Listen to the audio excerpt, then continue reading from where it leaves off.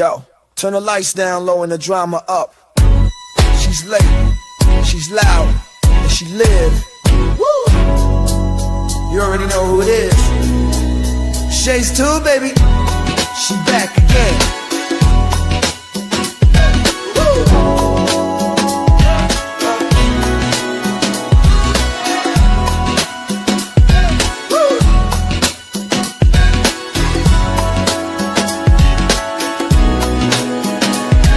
Mic hot, crowd lit, vibe on 10. Shay walk in like we back again. News, tea, jokes and spins. She don't do small talk, she go in. From the headlines to the comment section, she call names with no correction. You tuned in, don't act brand new. It's late night, baby, she got that view. It's late night with Shay. She say what she want and laughs all day. Look on Shay's tube, press replay. You thought I let gang and back again. It's late night with Shay. She say what she want and laughs all day. Look on Shay's tube, press replay. You thought I left, nah, I'm back again. Popcorn ready, wig on alert. She dropped one line and somebody hurt. Talk show queen with a side of roast. She run this thing from coast to coast. Late on purpose, still on time. She hit you with shade, then call it a rhyme. Talk smart, talk slick, talk flame. Say the name right, yeah, late night with Shay. It's late night with Shay. She say what she want and laughs all day. Look on Shay's tube, press replay. You thought I left, nah, I'm back again. It's late night with Shay. She say what she want and laughs all day. Look on Shay's tube, press replay. You thought I left, nah, I'm back again. That's right. News, drama, laughs, whatever else you feel like. One mic, one queen. Late night with Shay. On Shay's tube, she back again. It's late night with Shay. Yeah, she say what she want and laughs all day. Live on Shay's tube, press replay. You thought I left, nah, I'm back again. It's late night with Shay. She say what she want and laughs all day. Live on Shay's tube, press replay. You thought I left, nah, I'm back again. Yeah.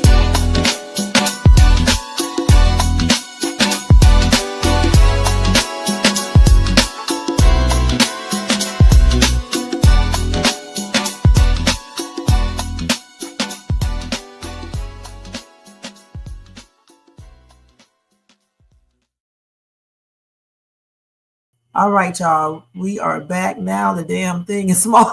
This is crazy. So how did this get like this? Do we? Okay, I guess we do it like that. Okay, so that's how you do it. Okay, you can maximize it and you can make it smaller by pushing the little arrows. That's something new. Okay, we're not going to go through all this thumbs up stuff and all this again. Y'all already know I said it before. Thumbs up, subscribe to the channel, share, hit the bell notifications. We're not going to show it all on here again because we did all of that. All right. And I told you guys, hey, what's up? I'll say, hey, what's up again. And then let's just go back into what we were talking about because we were having a really good conversation about Charlie Kirk. Okay. Let me change this though real quick. And I was actually doing a pretty good job, not tripping out and stuff and doing all this other weird shit that I'll do at times when I'm on these lives. I think I like the blue one better. Okay, anyway. So y'all was saying that, well, Bronze was saying that someone said that he met his wife when she was younger. Okay, so I was looking everything up and I didn't find any information that supported that. Because, he would have had to meet her like sometime in what did I say, 88, 98, in like in 2003 or something like that, in order for her to be a teenager underage. So I don't know. I mean, anything is possible. Okay, anything is possible. So I don't know. And if that is something that's true, that means that, some lies were told. But I don't think it is true because from what I've seen, it says that they met in 2018. And like I said, they would have had to meet a long, long time ago, back in like 2003 or somewhere around that time, 2004 or 5, somewhere around that time. Unless they did meet, I don't know. Okay. So anyway, can y'all hear me pretty good? Am I still breaking up? All right. So I can listen myself and see if I'm breaking. Let me see real quick. Let's see. Am I breaking up? All right. So I can listen myself and see if I'm breaking. Let me see real quick. Let's see. Am I breaking up? I think it's good right now. Okay. I think it's good right now. So we were talking about Charlie Kirk. I just showed y'all that video where he was saying that Joe Biden should get the you know what penalty and executed, and that's just plain ridiculous. And then I was reading, some comments, what people were saying, and I mean, like I said before, I we should have freedom of speech. However, I don't think people should say certain things when people just pass, okay? Especially if they have children, all right? However, I don't agree with people getting fired or suspended or anything like that, or TV shows taken down or anything, because you should be able to say what you want to say.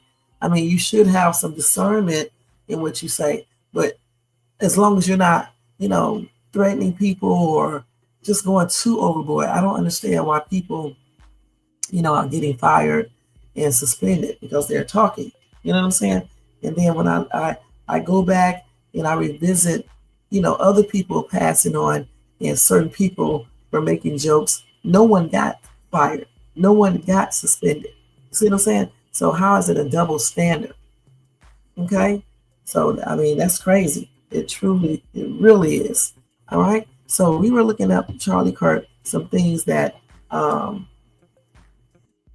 he possibly said.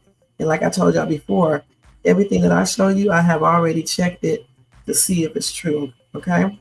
So let me go up here and look at this other story. The one where he said that women, it's another one. Let me see if I can find it. Something about black people are prowlers. I was just looking at it earlier. Let me see if I can find it. Now let's see. Watch, I probably won't be able to find it now, but I had it earlier. I don't know what I did with it. Let's see. Maybe I sent it on my channel. Let's see. Just bear with me real quick, you guys. Fine.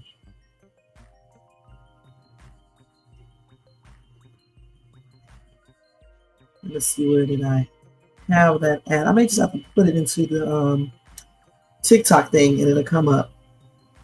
Oh, yeah. First, let me do this one first, where it said that Charlie Kirk once said prominent black women did not have brain processing power to be taken seriously. Let's look that up. Thank you, Jermaine. Let's look that up over here on TikTok. First, let me share and stuff like that. Oh, first, let me read the sound, the background music. Now let's do this. Share screen. Let's see what he said here. Because like I told you before, I didn't really watch him, okay? Because I don't like watching people be saying stuff that's just plainly ridiculous. So let's look this one up.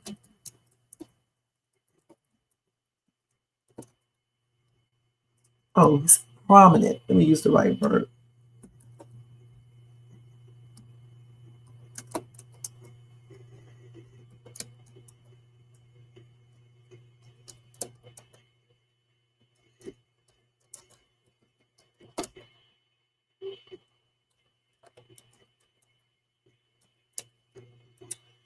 I don't know how he came up with this. I just don't.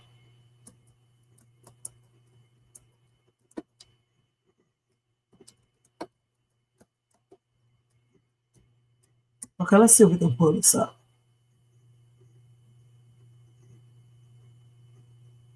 So let's look. So they say they took this out of context. So let's look and see exactly what he said, okay? Joy Reid and Michelle Obama and Sheila Jackson Lee and Ketanji Brown Jackson were affirmative action picks, we would have been called the racist. But now they're coming out and they're saying it for us.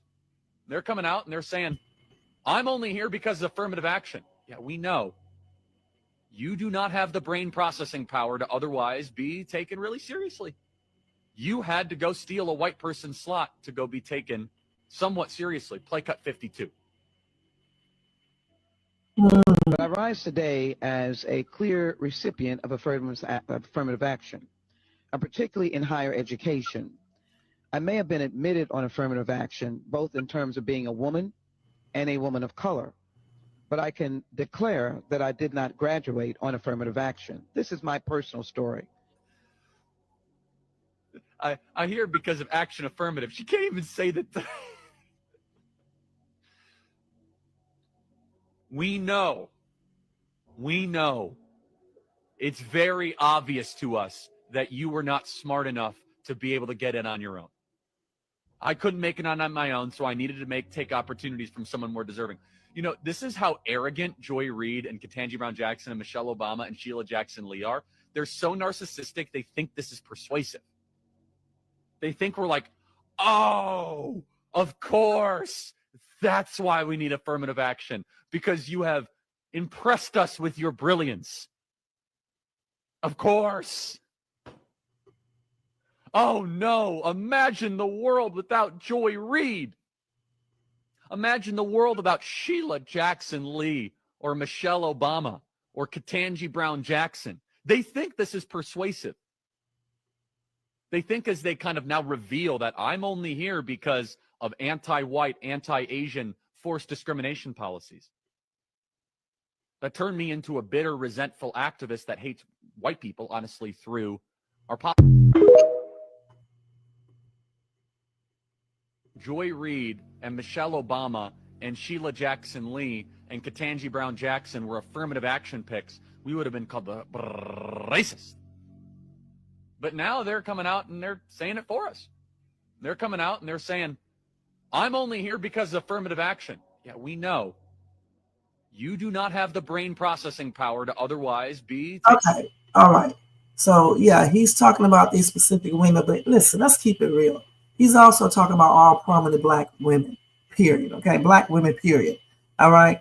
Let's read in between what he's really saying. Now, how can this man be saying this when he dropped out of school himself? All right. And there are a lot of people that went to college and cannot pronounce every single damn word. It doesn't mean you are dumb. Okay, period. Now, I can say some harsh things, but I'm not going to do it, like I said before, because there is a higher, power. So I'm not going to say it, But the thing is that was just unacceptable what he said. I'm going to put it like that. It's not good. It's not good. There's a lot of things I can say, but I'm just not going to say it. I'll let you guys say it over here. Let's see. Yep. All right. That's crazy, man. All right. So yeah, that's not good right there. And you got people walking around doing the most. That's all that's crazy. Okay, let's go ahead and go to the next one. All right, let's see here. Okay. So, let me go to this one real quick.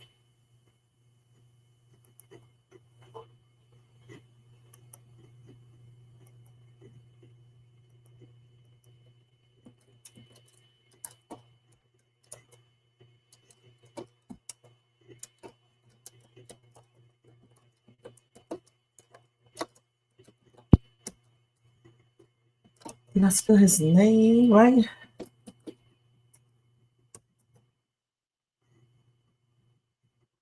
I'm gonna just put hard. I put a T there instead. Y'all know I can't type for crap.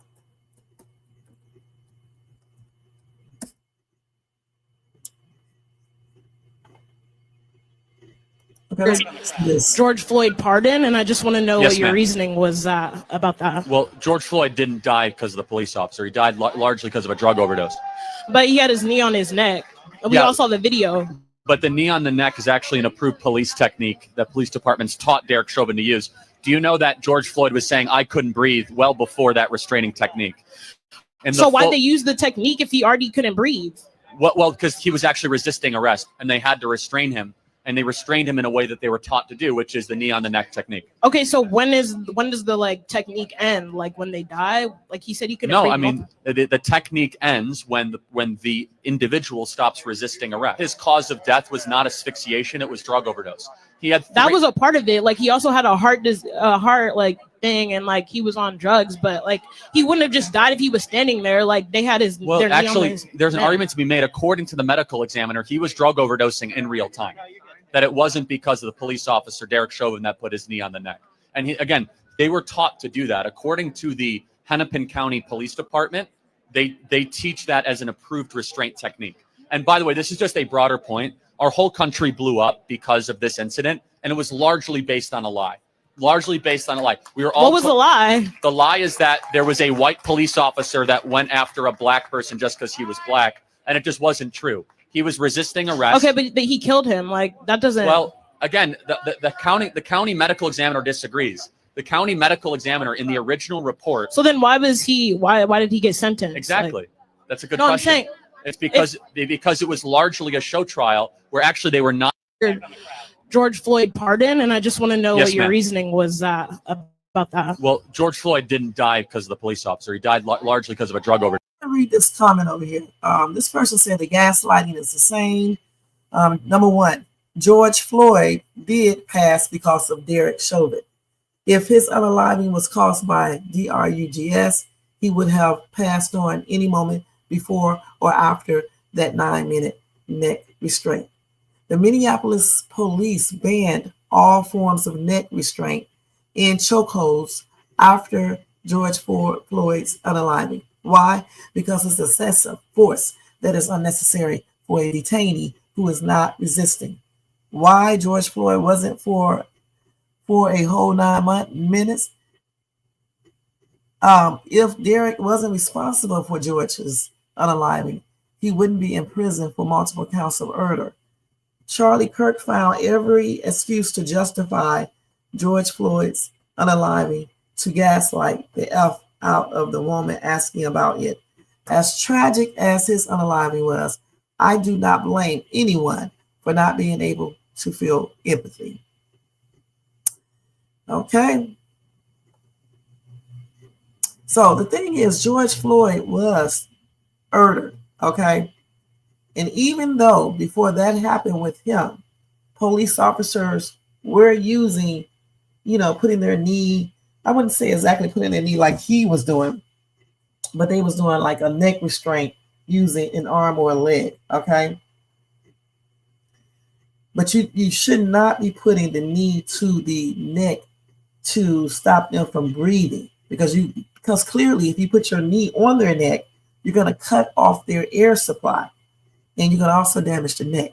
So I don't understand why they did that in the first place. Actually, I do, because that's what they were trying to do in the first place. And I don't understand why he was basically trying to make it seem like George Floyd passed on because he had a D overdose. When you look at the autopsy report, yes, it says something about D, but the overall cause of his unaliving is the knee on his neck that stopped his airflow from coming in. And I don't know why this dude right here was saying what he was saying. You know what I'm saying? And as of now, the knee on a person's neck, it is not a sanctioned or taught police technique in most departments. They said it is, instead it is considered an improper use of force that is dangerous and has been directly prohibited or discouraged by many police departments since the unaliving of George Floyd in 2020. Now, while some departments allow for neck restraints using an arm or leg, the specific maneuver of applying a knee to the neck is often banned, okay, because it risks cutting off the air supply and damaging their necks. So they shouldn't be doing that. It's just point blank. That's why this dude is in prison now. You can't be doing that. You cannot be putting your knee on someone's neck. Now, if it would have been a police officer, someone would have did it too. They would have automatically put the person in prison and gave them the DP, the D penalty. Like I said, some of the things that came out of his mouth, I cannot believe he said it. You know what I'm saying? That's crazy.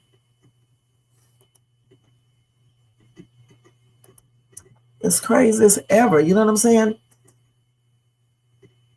And they said this is not taught in training. Police use of force trainers and officials have testified that officers, you hear this? Well, you can't hear it now, but I'm just saying, are not trained to use a knee on the neck, with some training manuals even depicting similar methods, but discourage them. Okay, don't do them. The only time you would probably try to really restrain someone like that if they are really being dangerous. You know what I'm saying? They're being a danger to you. Okay, George Floyd was not doing that.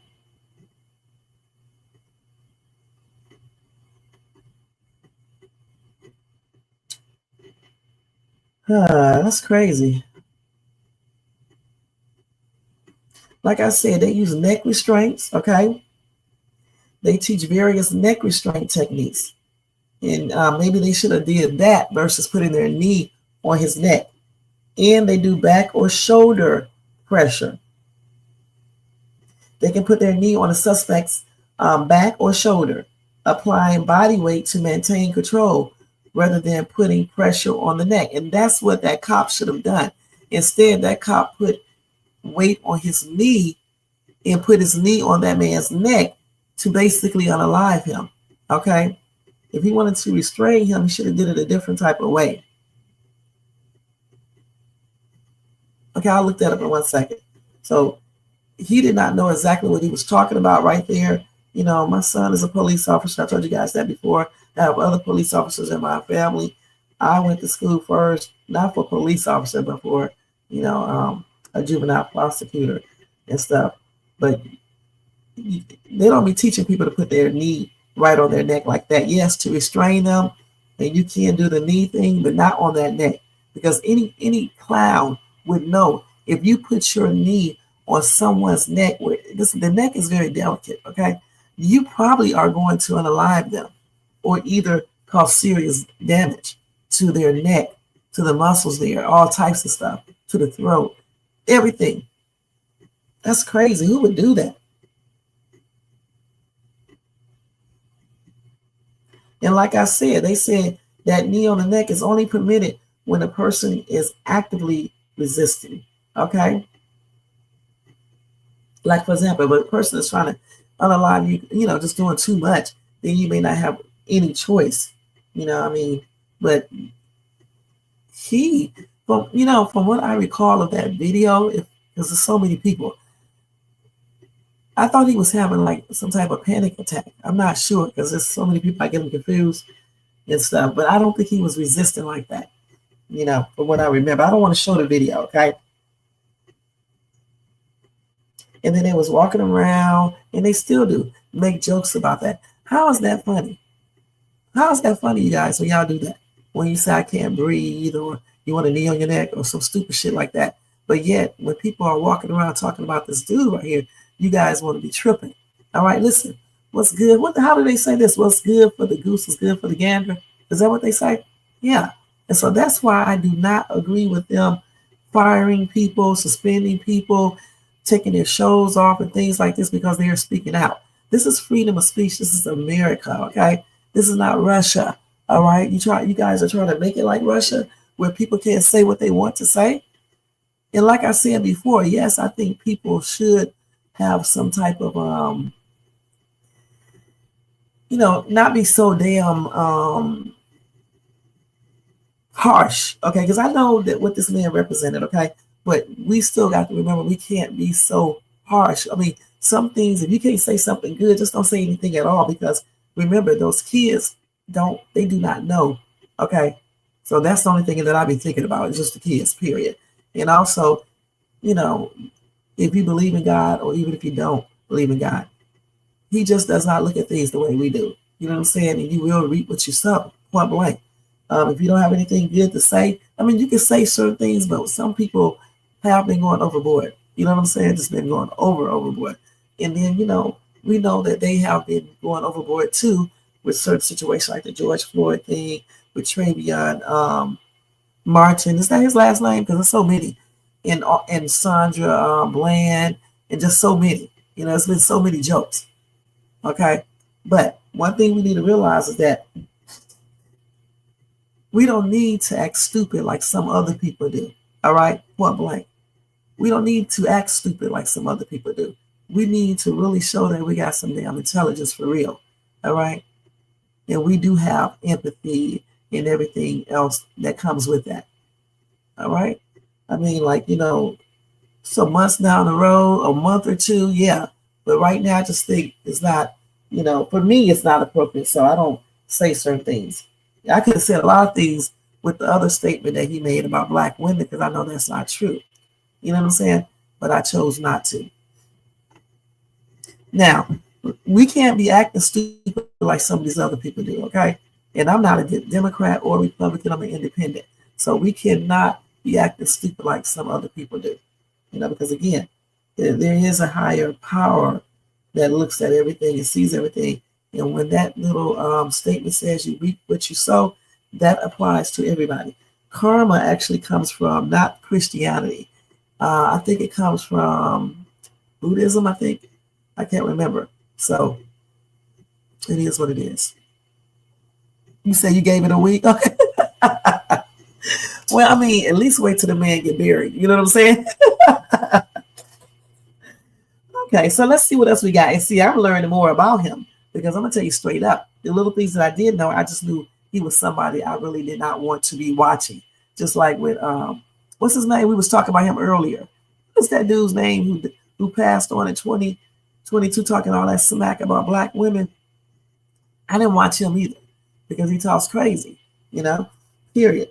All right, so it is what it is. Let's go ahead and find the other one now. I want to get the one where he said the prowler. I'm trying to think. I'm pretty sure. Oh, here it is right here.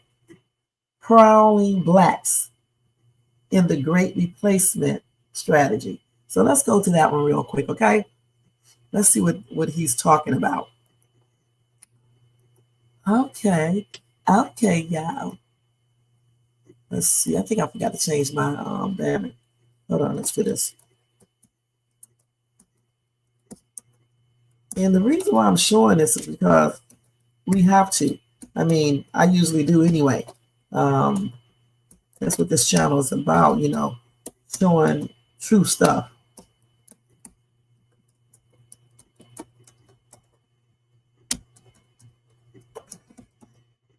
Okay, the Great Replacement strategy, right?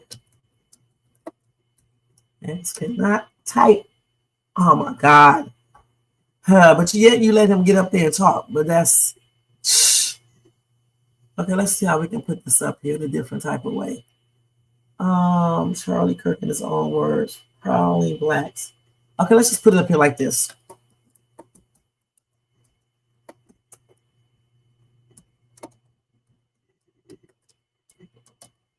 Let's see if they'll still put that up there like that. See? So here he is right here. Okay, we get ready to see what he's talking about right here. Okay, let's see this.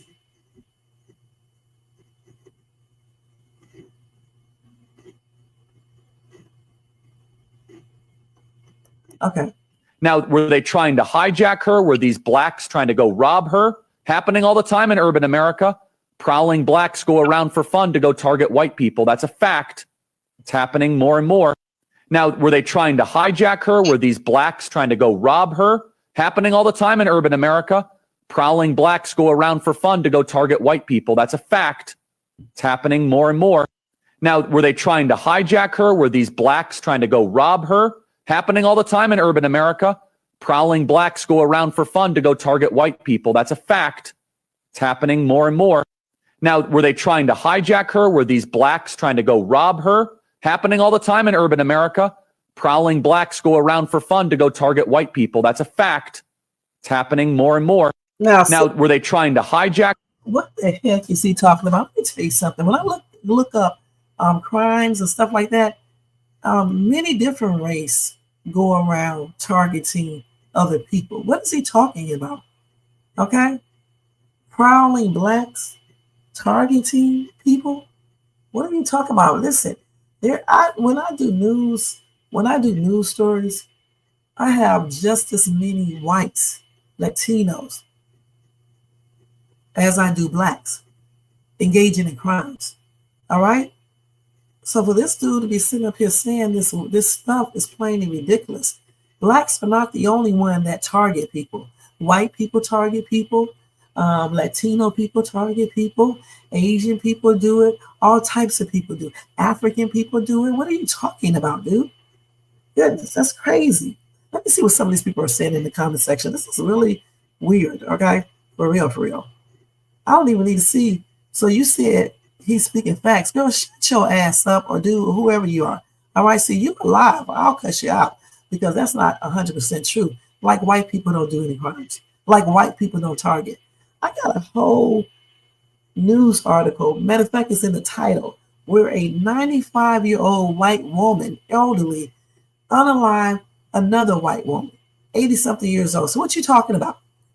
All people, any person is capable of committing crimes and targeting people. Keep on living in the twilight zone and keep on hiding behind the fact that black people, the facts that you think that black people are the only race that commits crimes. You people are crazy as hell thinking that. That's crazy.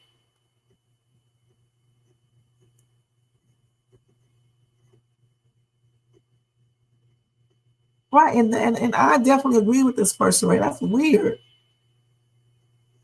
I mean, damn, why promote division? You should be unifying people. You should be saying the truth. The truth is all race of people targets, people to do crimes, okay? White people do it, black people do it, shit, Indian people do it, Latino people do it, shit, Asian people do it, Japanese people do it, all these people do this. I'm not saying all of the people of those particular race. I'm saying all races have people in them that do crimes and that target people. If you look at the newspaper every single damn day, you will see it. Okay, if you watch me enough, you will hear me talking about not just black people committing crimes, not just whites, but all types of people. But I have to admit, white and black people and Latino, they be committing the most crimes. Okay, let's keep it real. So we're going to look this up. Now, you said the Great Replacement Project 2025. That's what you said. Look up, right? Let me see what you said up here. Let's see. Where was it at? If only I could talk 100% like I want to, y'all would probably be tripping out with me because it's just, you can't say certain things on YouTube. And plus, I'm not trying to say certain things too, because this man just passed on. But this is why I didn't listen to him or watch him because, why cloud my mind with this foolishness that he speaks? All right. And then he called himself a Christian.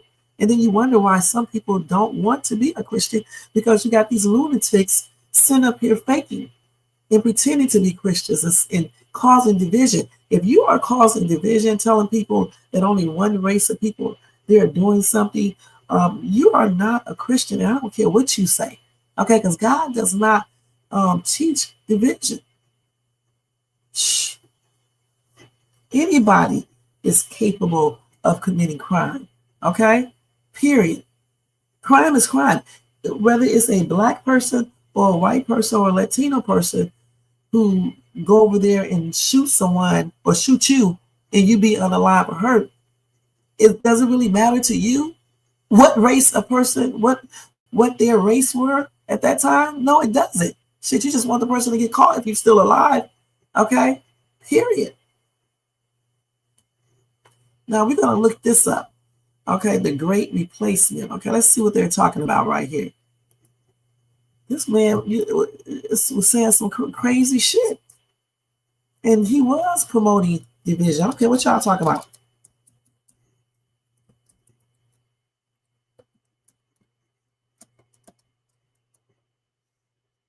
See what the Great Replacement. See, they're not going to show us that. Look at this.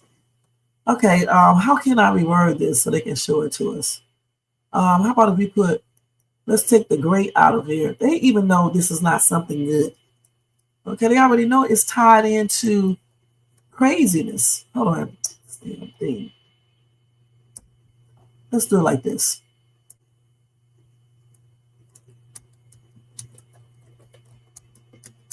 They censor every damn thing. It's still not going to see. They even know this is associated with something that is not good. Let's see. Let's put the great. I don't know how we can do this. Let's see. I don't know how we can really be able to look at that because it's not going to show it to us. See, it's not going to do it. How about if I put replacement theory? Let's see if that'll show it. Well, I'm going to look it up on Google. It may come up on there. Okay, so here it is right here. So Charlie Kirk promotes white replacement theory. I hope this is not what I think it is. All right. So so let's see what he said. The Great Replacement Strategy, which is well underway every single day on our southern border, is a strategy to replace white rural America with something different. Show 159, please. 80% of the map is red, but that is only 20% of the American population. They hate that they don't live in big cities. They hate those of you that live in rural and small America. They hate those of you that own land and have guns and believe in a better country. And they have a plan to try and get rid of you. The same way that Joseph Stalin went after the kulaks, they want to go after you. Those of you that live in Mankato, Minnesota. You live in Marshallton, Iowa, Evansville, Indiana, Peoria, Illinois. You're the problem. Didn't you know it?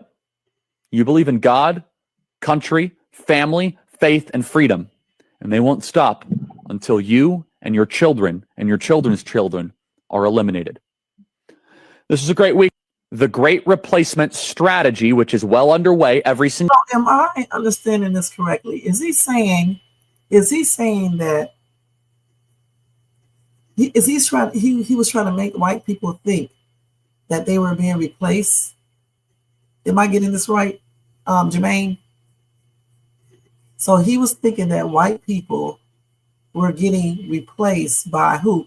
Blacks? Is that what he's talking about? Let me see what somebody else is saying. That's crazy. So he was basically planting this idea into people's mind that they were getting replaced by black people. If this ain't the most stupidest shit I ever heard of, all right, you guys got to start researching stuff on your own. Look how many white people are born every single day. Black people too.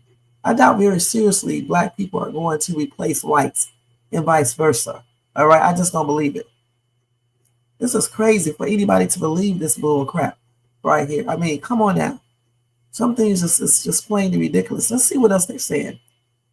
And you probably need to put up the replacement strategy. Okay, so let's see. It's like this dude says, almost laughable. Okay, let's see. Bro, the white replacement theory is absolutely hilarious.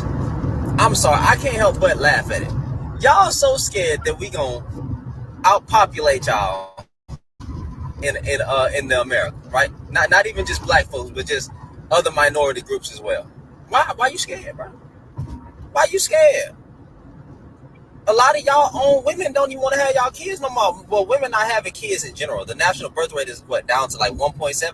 You know, women are opting out of kids because men have ruined marriages. They not falling for the fairy tale no more. Y'all don't make the family dynamic and all that stuff great. You know, so focus on your own group of women instead of focusing about everybody else. They the ones who don't want to have children no more in your own community. Focus on that. But y'all so scared that we gonna replace y'all.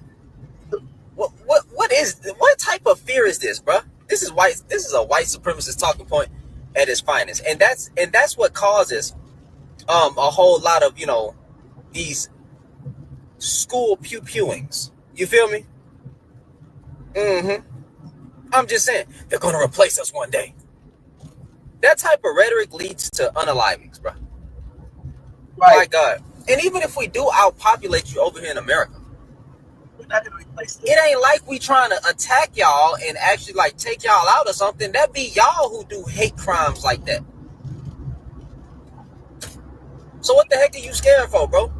Minority groups, black people and other minority groups, bro, just want to make their money and be left alone and live at peace. We don't want revenge. We don't want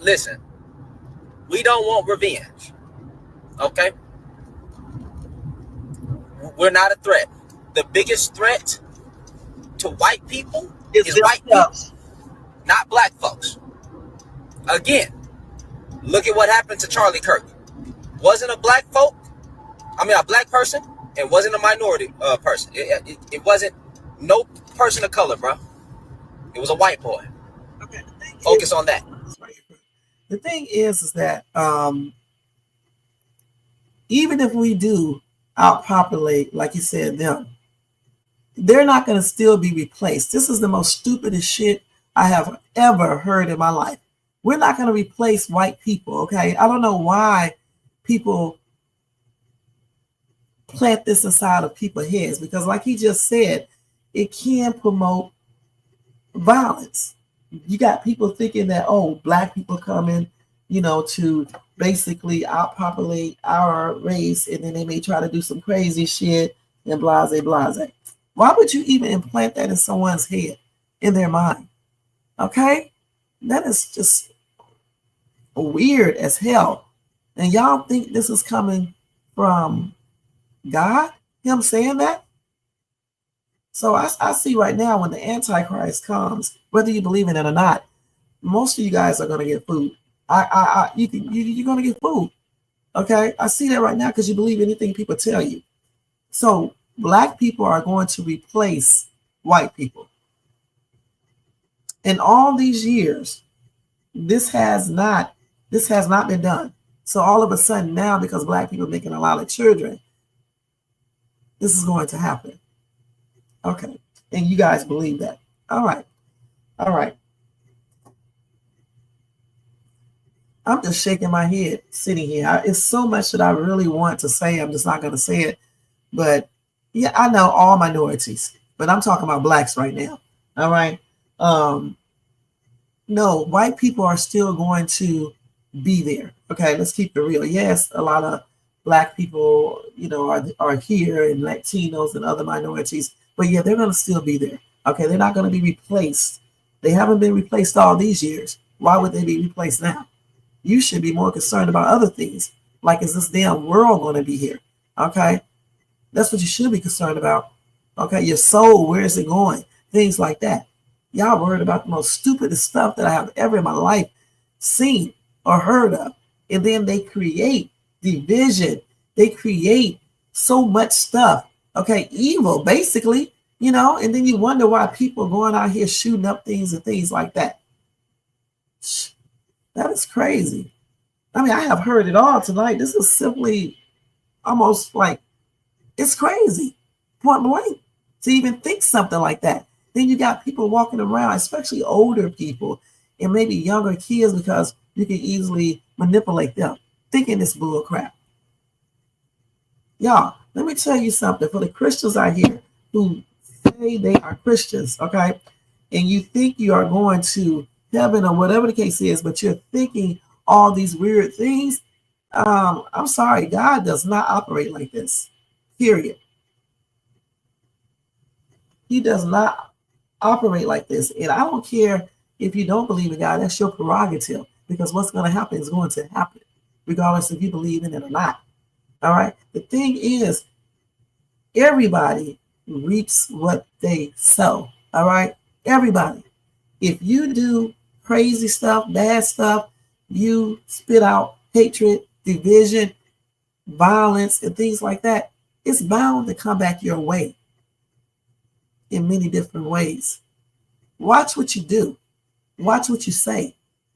Watch what you teach others. Because you may be the one. You may be the one that's feeling the very same thing that you are telling other people, that other race of people will make them feel. If you just understand what I just said. Okay? That's crazy, some of the shit that this dude was putting out there. And then it looks like he believed himself. He actually believed that black people, other minorities,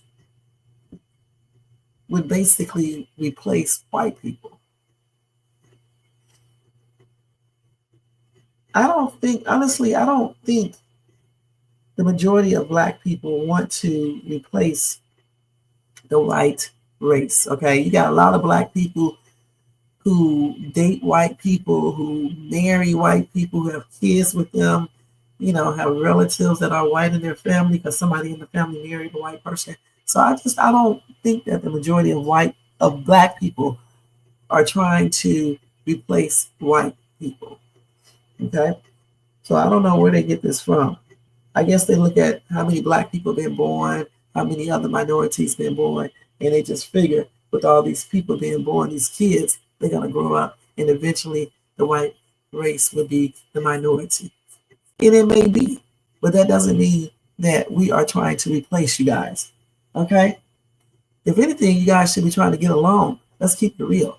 Work together because we don't know what's going to be in store in the future on everything. We just don't know.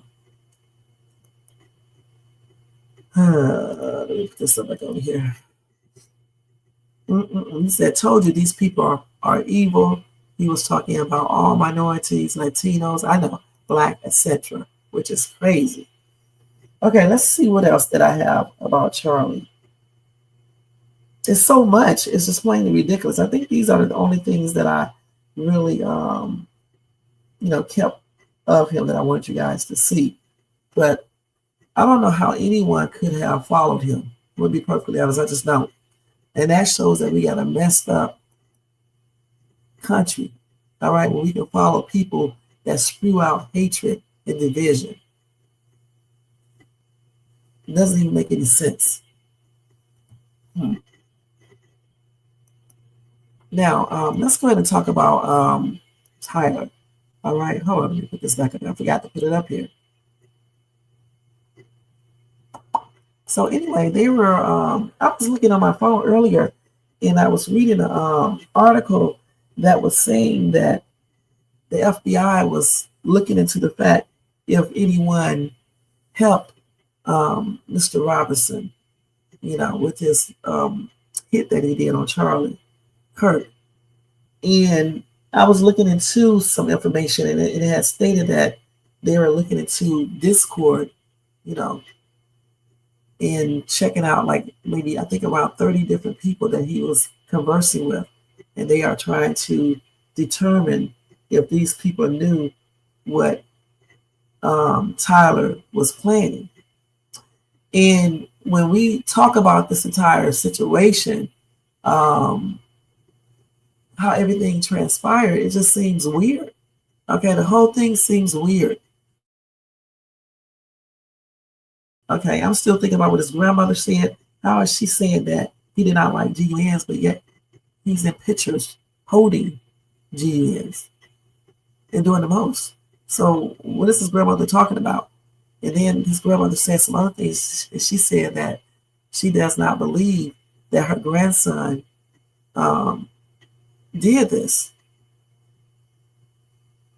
Now, as far as people saying the pictures do not look like him, I think it just depends on the angle and the camera and things of that nature.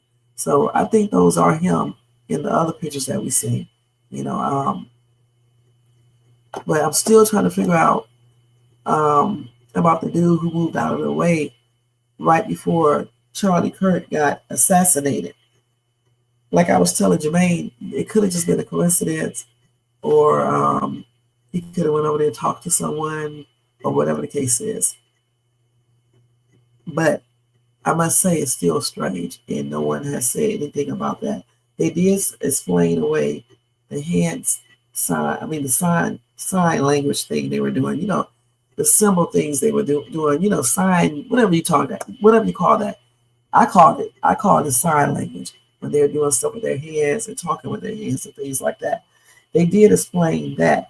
I thought they said they weren't doing any of that. So I don't know what's going on there either. It's just a lot of strange situation, with this whole entire thing. And then the dude running out there in the area right there with his GUN, but then somebody said that it's an open and carry place. So therefore he might have taken his GUN out, just in case he needed to use it on the person that did the what. That's what I'm trying to figure out. What is she talking about? If he has pictures If they have pictures of him when he was young, a little boy with a gun in his hand, a rifle, what is his grandmother talking about? Let's look at her real quick. Let's go to this. What is she talking about for real? I don't want to see anything else this man said, you guys. Because he's just plain and ridiculous.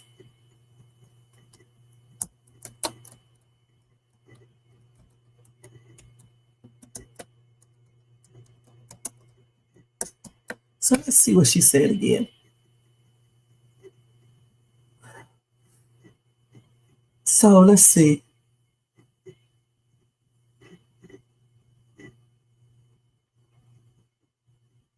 So I think this is it right here, right? Let's see. I can't watch this. I get so sick of these people putting this damn music on.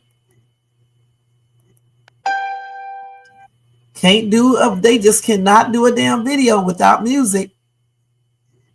Let's see, cannot do it. Do they have the wrong guy? In an interview with the Daily Mail, Tyler Robinson. We're not going to watch you either. Damn, these people. So the grandmother of Tyler Robinson, who was responsible for the death of Charlie Kirk, was more offended that y'all thought that they were leftists versus her being offended that her son will take out a man in cold blood in front of 3,000 people. And now there's video for millions of people to watch it over and over again. She was more offended by being called a leftist than raising a radical far right grandson. So Tyler's meemaw spoke out to the Daily Mail and said, look, I don't even know one single Democrat, okay? We all Freppy Duff supporters. We are Republicans over here. His daddy was a Republican. His granddaddy was a Republican. His great-great-great-great-great-granddaddy was a Republican. We all are Republicans, honey. So y'all need to stop calling us leftists. And as far as Tyler, look, he was quiet, was very shy. I don't think he has the capacity to do this. Didn't even own a weapon. Let her tell it. But it appears that she didn't know her grandson, because here's her grandson here being influenced by the dark corners of the internet, dressing as a groper. Now, I'm pretty sure a lot of y'all done heard what a groper is by now, but we're going to talk about it a little bit. So the gropers are fans of Nick Fuentes. Nick Fuentes went to lunch with Frumpy to the motherfucking dump. Y'all remember that? I believe it was a couple of years ago, that whole Kanye West debacle. Nick Fuentes was there, where he has a fan base called the Gropers, and I could be saying it wrong. Now, Nick Fuentes is a white purist, despite his last name of Fuentes. That's what he is. He believes in preserving the white blood and carrying on that lineage in every single way possible. Okay, he's a far extreme from Charlie Kirk, and he has this fan base called the Gropers, aka the Frogs, and they live in the dark corners of the internet, like 4chan and Discord and shit like that. Now, at some point, Nick Fuentes began fixating on Charlie Kirk, saying that he wasn't pure enough, that he wasn't standing up for the white race enough, and all of this. So this turned on the Gropers, and basically they say that Nick Fuentes was sending out different Gropers to Charlie Kirk's rallies to troll him and ask him leading questions and things like this. So much so that there was a criminal case against one of them Gropers that showed up at one of his Turning Point USA events. Here lately, Nick Fuentes and Laura Loomer have been turning up the attacks on Charlie Kirk. Now, Laura Loomer deleted this after Charlie Kirk died, but this is the post she made shortly before. And as a result of all those things, that is how you got Tyler Robinson, aka a Groper, showing up at a Turning Point USA event and doing exactly what he did. So the grandmother of Tyler Robinson, who was responsible for the death of Charlie Kirk, was more offended that y'all thought that they were leftists versus her being offended that her son will take out a man in cold blood in front of 3,000 people. And now there's video. I know this is playing again. I'm listening to it again. For millions of people to watch it over and over again. She was more offended by being called a leftist than raising a radical far right grandson. So Tyler's meemaw spoke out to the Daily Mail and said, look, I don't even know one single Democrat, okay? We all Freppy Duff supporters. We are Republicans over here. His daddy was a Republican. His granddaddy was a Republican. His great-great-great-great-great-granddaddy was a Republican. We all are Republicans, honey. So y'all need to stop calling us leftists. And as far as Tyler, look, he was quiet, was very shy. I don't think he has the capacity to do this. Didn't even own a weapon. Let her tell it. But it appears that she didn't know her grandson, because here's her grandson here, being influenced by the dark corners of the internet, dressing as a groper. Now, I'm pretty sure a lot of y'all done heard what a groper is by now, but we're going to talk about it a little bit. So the gropers are fans of Nick Fuentes. Nick Fuentes went to lunch with Frumpy to the motherfucking dump. Y'all remember that? I believe it was a couple of years ago, that whole Kanye West debacle. Nick Fuentes was there, where he has a fan base called the Gropers. And I could be saying it wrong. Now, Nick Fuentes is a white purist, despite his last name of Fuentes. That's what he is. He believes in preserving the white blood and carrying on that lineage in every single way possible. Okay, he's a far extreme from Charlie Kirk, and he has this fan base called the Gropers, aka the Frogs, and they live in the dark corners of the internet, like 4chan and Discord and shit like that. Now, at some point, Nick Fuentes began fixating on Charlie Kirk, saying that he wasn't pure enough, that he wasn't standing up for the white race enough, and all of this. So this turned on the Gropers, and basically they say that Nick Fuentes was sending out different Gropers to Charlie Kirk's rallies to troll him and ask him leading questions and things like this. So much so that there was a criminal case against one of them Gropers that showed up at one of his Turning Point USA events. Here lately, Nick Fuentes and Laura Loomer have been turning up the attacks on Charlie Kirk. Now, Laura Loomer deleted this after Charlie Kirk died, but this is the post she made shortly before. And as a result of all those things, that is how you got Tyler Robinson, aka a Groper, showing up at a Turning Point USA event and doing exactly what he did. So are we saying that, hold up, let me get this right. Let me see if I can get this right.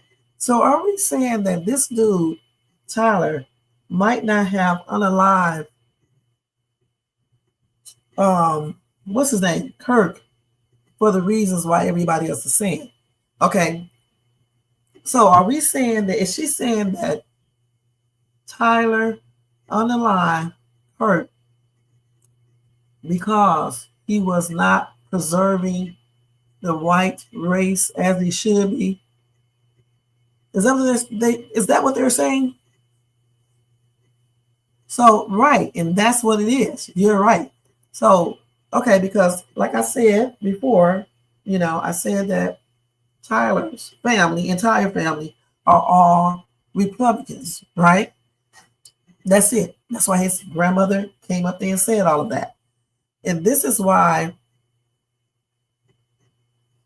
maybe his grandmother, I don't know where she get all this other stuff she was saying though, about him not liking GUNs and things like that. But I'm thinking now that this dude that they were just saying, his name Nick, okay, with the little group they're in, maybe because if he was in that group, maybe because he's so young, maybe he was getting what do you call that? What's the word I'm looking for?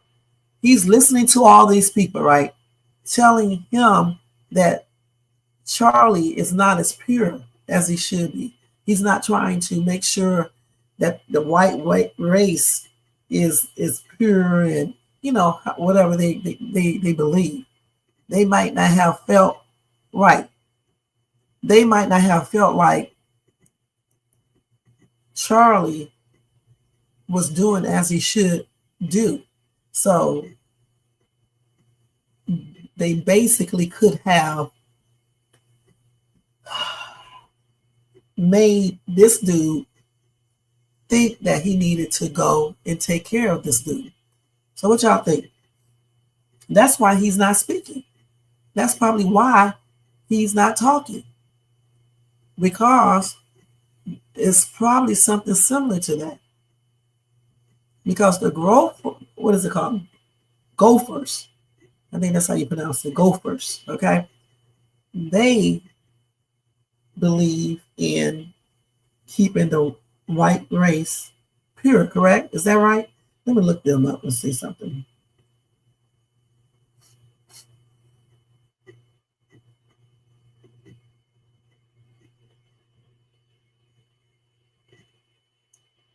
See if I spelled them right.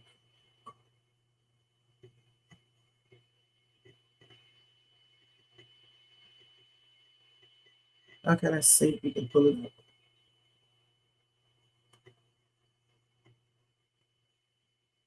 It's not bringing it up here. Let's see. Okay, let me look at this up like this. Nick Brutus.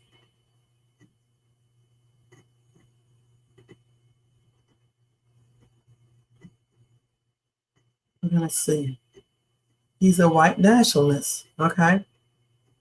He's a racist. Yeah. So you, oh God. So, okay. So maybe they were, like you just said, indoctrinating ideas into this dude's head, mind, because he's so young. Okay. And what if all this stuff they were saying to him encouraged him to go out and get rid of Charlie Kirk because they did not believe he was preserving the white race as he should be. Not he wasn't doing it enough, and he wasn't trying to keep it as pure. Maybe it's something like that.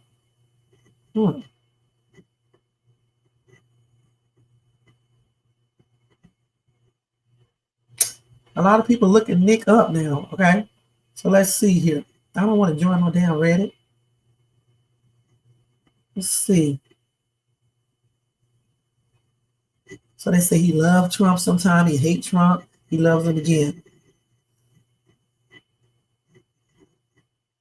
So this dude right here, Tyler, was a part of that.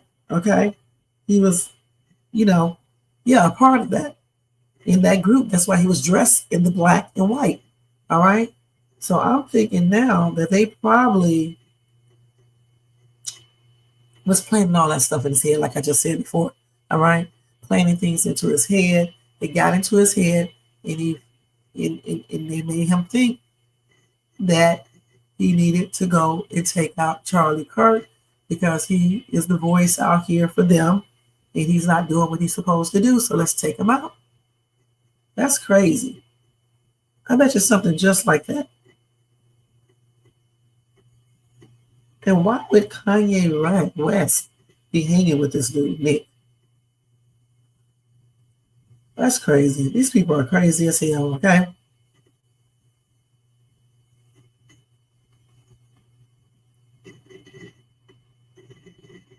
Yeah, they say he sprouts a lot of insane ideas.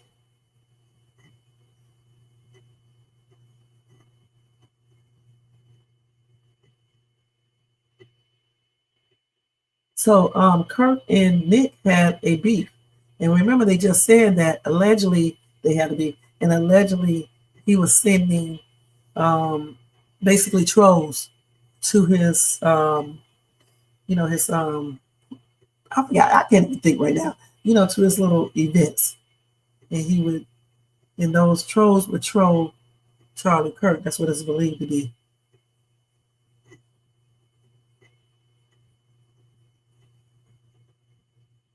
That's crazy.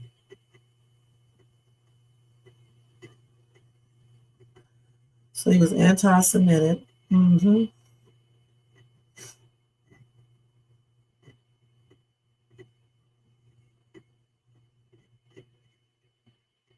They say he's pretty racist. Okay. He does a lot of conspiracies. He also says the N-word very comfortably.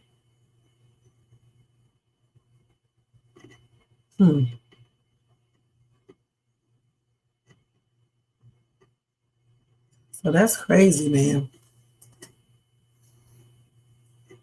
They say he had a lengthy article on the New York Times the day before Charlie Kirk was on the live.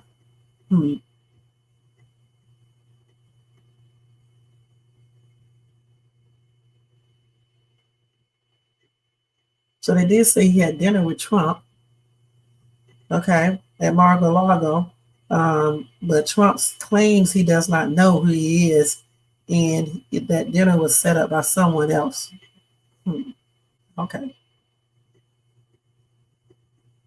So now I'm thinking, I'm thinking, like I just said, I'm thinking that this dude, they basically almost like brainwashed him because he's so young. You know what I'm saying? Made him think that Charlie Kirk was not fighting for whites like he should. Let's just put it like that. Okay? He needed to go a little bit harder. So, he's not going hard enough, so he needs to go. And so this boy probably took it upon himself to take him out. I don't know. I'm just guessing, just based on what this is. This is crazy. It could be something like that. It may not be. I don't know. That's crazy. So he be on Rumble. Okay. They call him a fake conservative. Okay, that's crazy. So what you think, Jermaine? What do you think? But it's definitely some of his own people who took him out. Okay, it's not Democrats. It's his own people. Because just like that grandmother said, the entire family is avid Republicans. All right.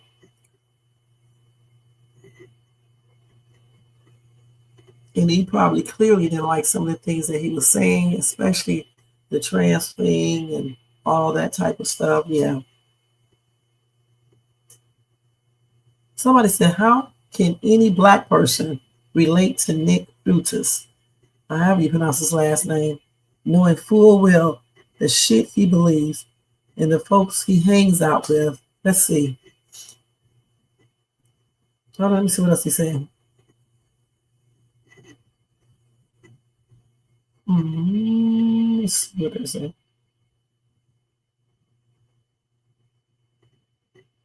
I guess it's going to say that the people that he hangs out with are racist.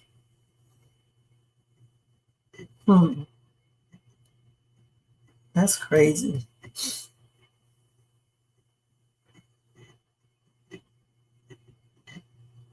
I don't know how any black person could agree with him either, because that's weird.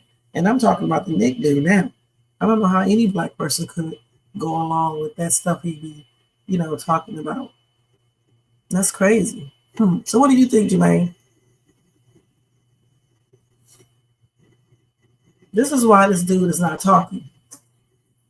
Because he don't want to talk, okay? Because he does not want to get anyone in trouble.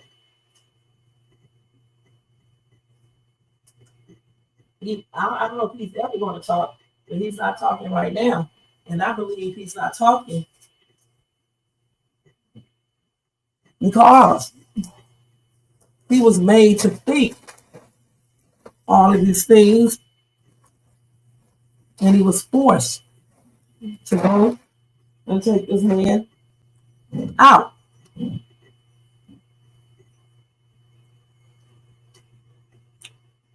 They just said Trump had dinner with him, even though Trump claims he does not know him, and somebody else set up the dinner. He still had dinner with this dude. The very same people that he fought for and that he claimed might be extinct, okay? And claim that they didn't do any crimes or of anything, and just claim they are so perfect, are the same exact people who took him out. That's a damn shame.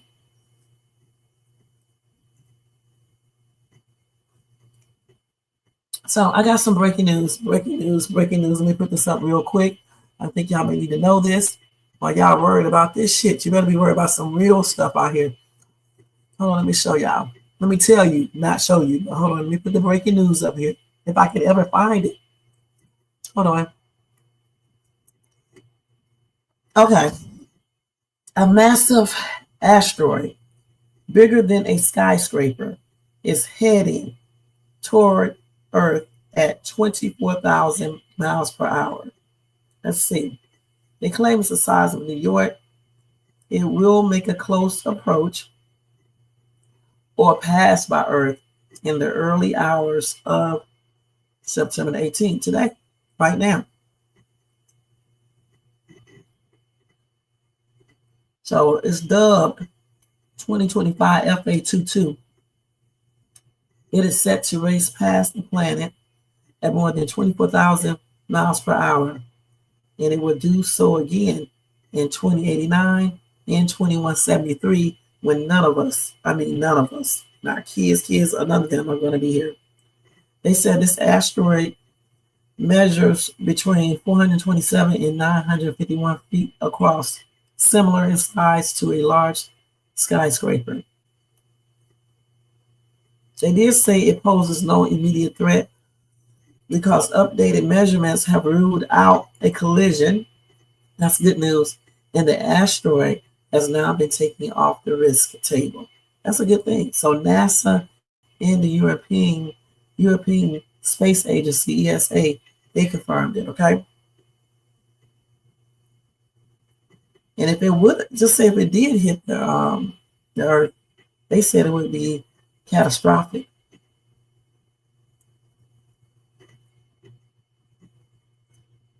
So I don't know exactly what time this morning it passes by. It could have already passed by. I don't know. But you probably can type this in online, right? And see it. Let's see if we can see. Okay, let's see real quick. Let's take this shit off of here because this is a hot ass mess. Okay, let's keep it real.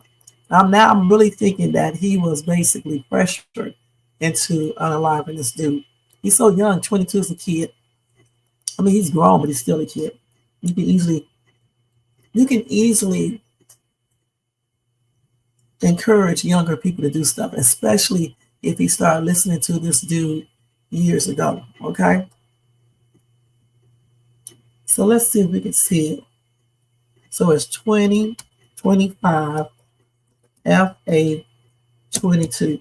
So let's see what it looks like if we can pull it up. What the hell? Let me see. Let me type shit. Let's put asteroid up here. Let me see if I can pull it up like this.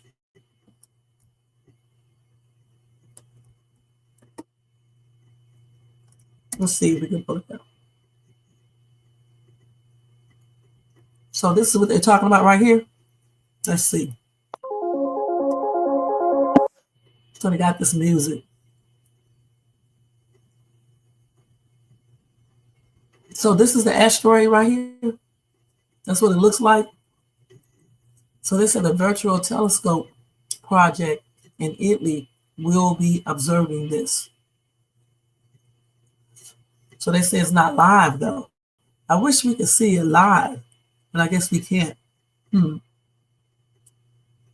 So it's going to be something like this. So on September 18, asteroid 2025 FA22, which could be as wide as 951 feet, will zip past our planet. To put that in perspective, that's nearly twice the height of the Statue of Liberty. The good news: it's passing by at a safe distance, a little more than twice as far as the moon. No danger here. At one point, scientists thought this asteroid might be a threat in 2089, but new observations have ruled that out. Instead, astronomers are excited. Telescopes around the world will be trained on it, measuring everything from its orbit and rotation to what its surface is made of. Moments like this are more than just a cosmic spectacle. They're practice for the future, real-world drills in tracking potential space hazards. The knowledge gained from flyby like this one could one day help us protect our planet. Giant... You can read this over here. Somebody just said over here, a possible collision expected sooner or later. Space objects are operating in secret, predestined paths, unable to decode. You know, I was honestly just thinking about that. And I was saying, how do they know? Okay. And another thing too, how do they know exactly what will happen in what did they say? 2089? What did they say? Something 89. How do they know? Okay? And what if this is true, what this person said over here? Shh, this is crazy, man. That thing is huge. All right, just imagine. I'm glad it's far. They say it's the distance. This is about like from the moon to the earth, which is pretty far. It looks close, but it's pretty far. So that's a good thing. So I just figured I'd tell you guys about that. Just, so you can know other things besides, people getting unalive and things like that. That's crazy, though. Look at this. That's crazy. It's going to go right past. It's probably passing right by now. I don't know. It's an early morning, so it is early morning. It could be. All right. Okay, so let's see what you're saying over here. What you mean?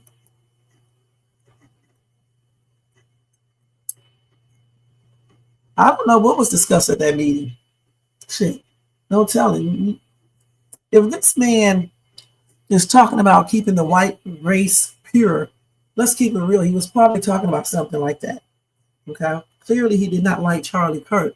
So yeah, how about, get this certain person, all, into it and stuff, and, get everything built up inside of him, use the transgender thing since he's dating a transgender, and, he'll go out there and take care of the dude. This is why this dude is probably not saying anything. And if this is the case, then hopefully they will find out what went on. But it looks like one of his people, his own people, is the one, and that's why the FBI is probably looking at the fact that it may be somebody else or other people who helped Tyler Robinson. It just depends, okay? Without saying too much, it just depends on many different factors. If that's the way it goes, it may just go that they blame Tyler for everything and give him the DP and be done with it. Okay? It just, I don't know. But now I see. I believe now, since he was a follower of this dude in the Gophers, right? And what they teach, I believe that got inside of his head, which it probably was planted there in the first place, and that's what the plan was. And he may be used as the scapegoat. You just never know. It's easy to use younger kids, make them or encourage them to do things. Not saying that this dude did this, I'm just guessing. And that's what happened, Not saying that this is true because we don't know exactly what happened. We're just guessing, just looking at stuff, just looking at this other person, listen to his grandmother and all of that. And when the lady started telling us about Nick, it just started really just, coming all together, Because we know how some of these groups are. They would really tell you stuff. They would make you think so much. And some of it could be true. But if you give this information to the right person, you know what I'm saying? Especially if this other person is talking about, transgender and GAY people and things like that, you can use that as ammunition to make another person do things that they don't want to do. You can build up hate, just based off of that. So I don't know, guys. It could be something similar to that. It may be that, or it may be something totally different. Hopefully Tyler will talk. All right.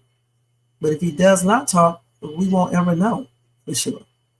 And clearly somebody told him he better not talk if he gets caught. And that's why he said to his grandmother or his grandfather or someone, his relative, that he would rather unalive himself than go to prison. Okay? That's why they got him in one of those vests too. That's crazy, man.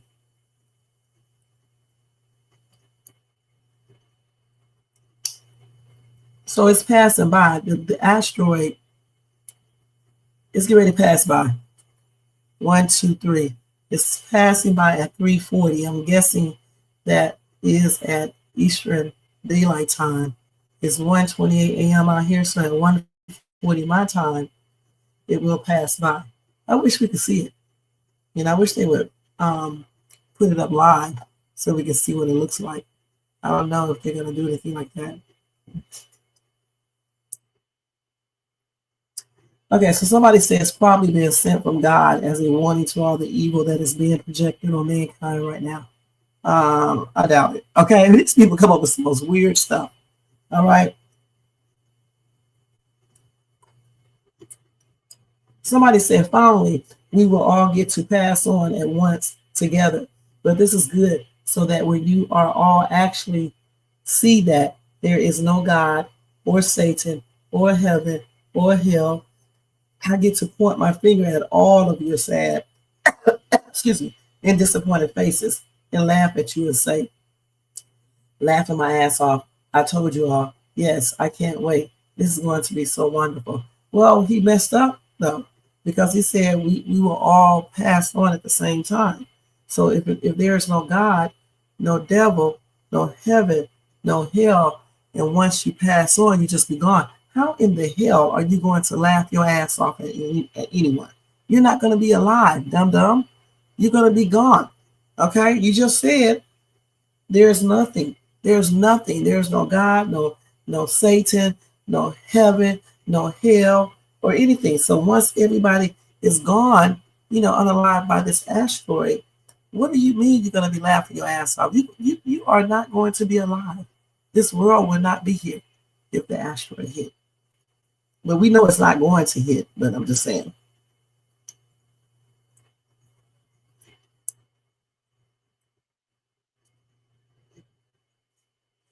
So somebody said the same thing I said. Okay, they said, if there is no God, no heaven, etc., that means you basically believe we will just stop existing. So I don't think you will have the chance to laugh and tell us you told us so, because you aren't any different than the rest of us humans are. You would just be forgotten and nothing else. You will be able to do, but if you think that you will actually be able to laugh at us after you pass, then you would have to believe in something, because clearly you are thinking about the afterlife if you think you see yourself clowning on the rest of us after you pass. That's the same thing I said, just in shorter words. If there's nothing, once you pass, that's it. So you cannot laugh. Okay? Laugh. You're not going to be alive. Point blank.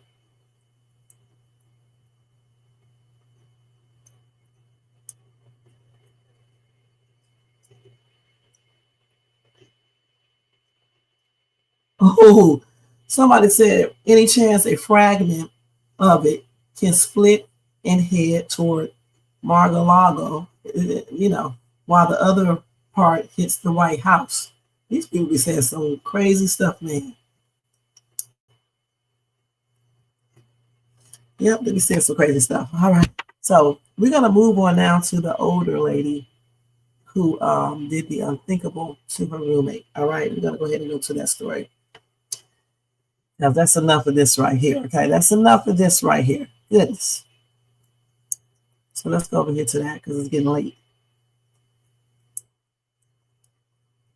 What's that lady's name? Let's see. And y'all think only young people and middle-aged people do weird shit. Clearly, something is in the water because even older people are doing crazy shit, you guys. I mean, it's just plain.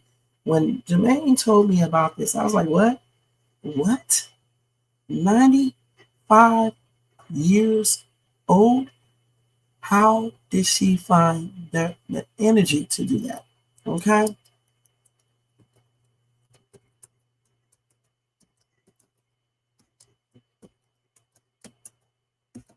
Let's see. Hold on, wait a minute, let me get this.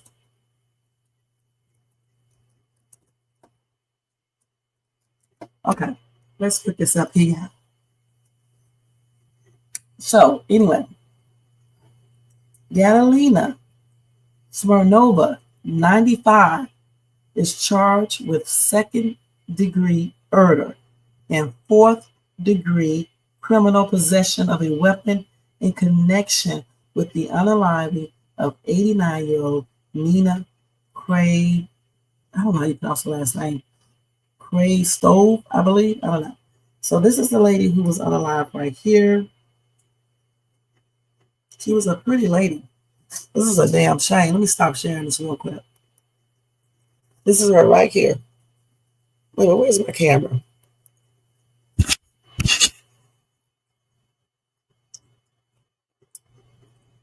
$89 old. Y'all better be careful when y'all be putting y'all relatives in these damn nursing homes, okay? That's on everything. I definitely couldn't believe it. I'm like, what? Okay, so let's see here. What's going on here? Anyway, they said that, let me get this lady's first name because I cannot pronounce her last name. Her first name is Nina. Okay, so they said that Nina passed on from a blunt force trauma in the room the two shared. Now, this happened at Seagate Rehab and Nursing Center in Brooklyn. Okay.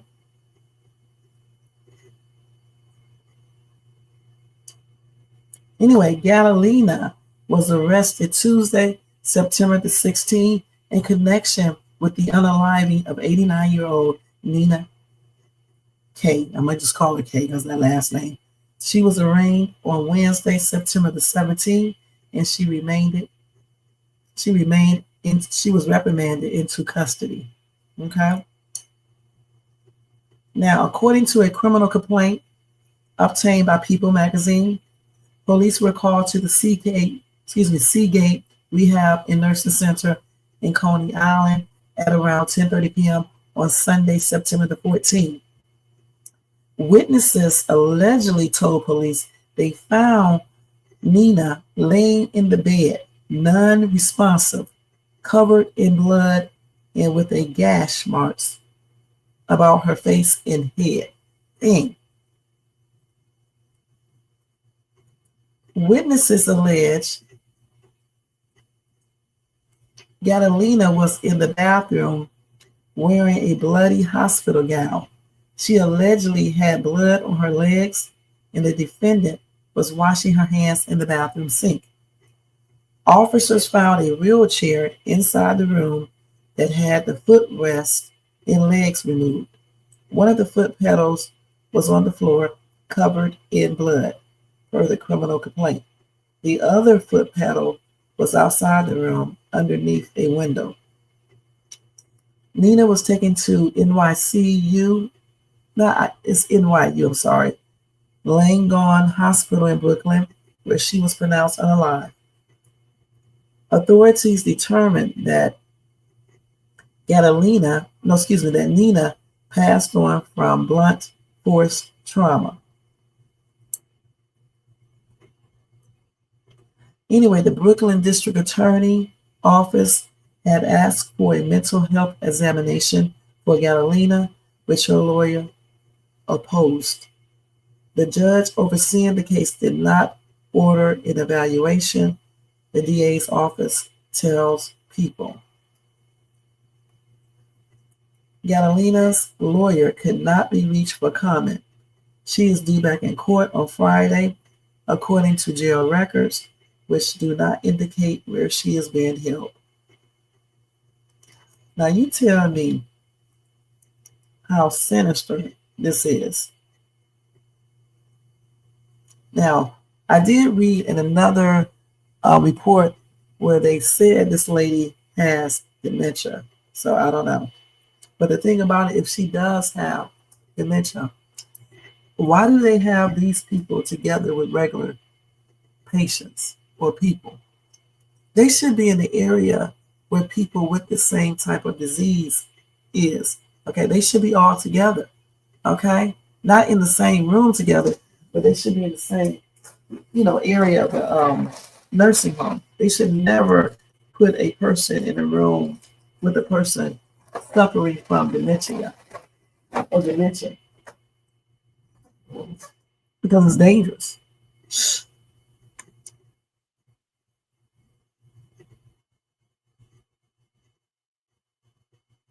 And also too,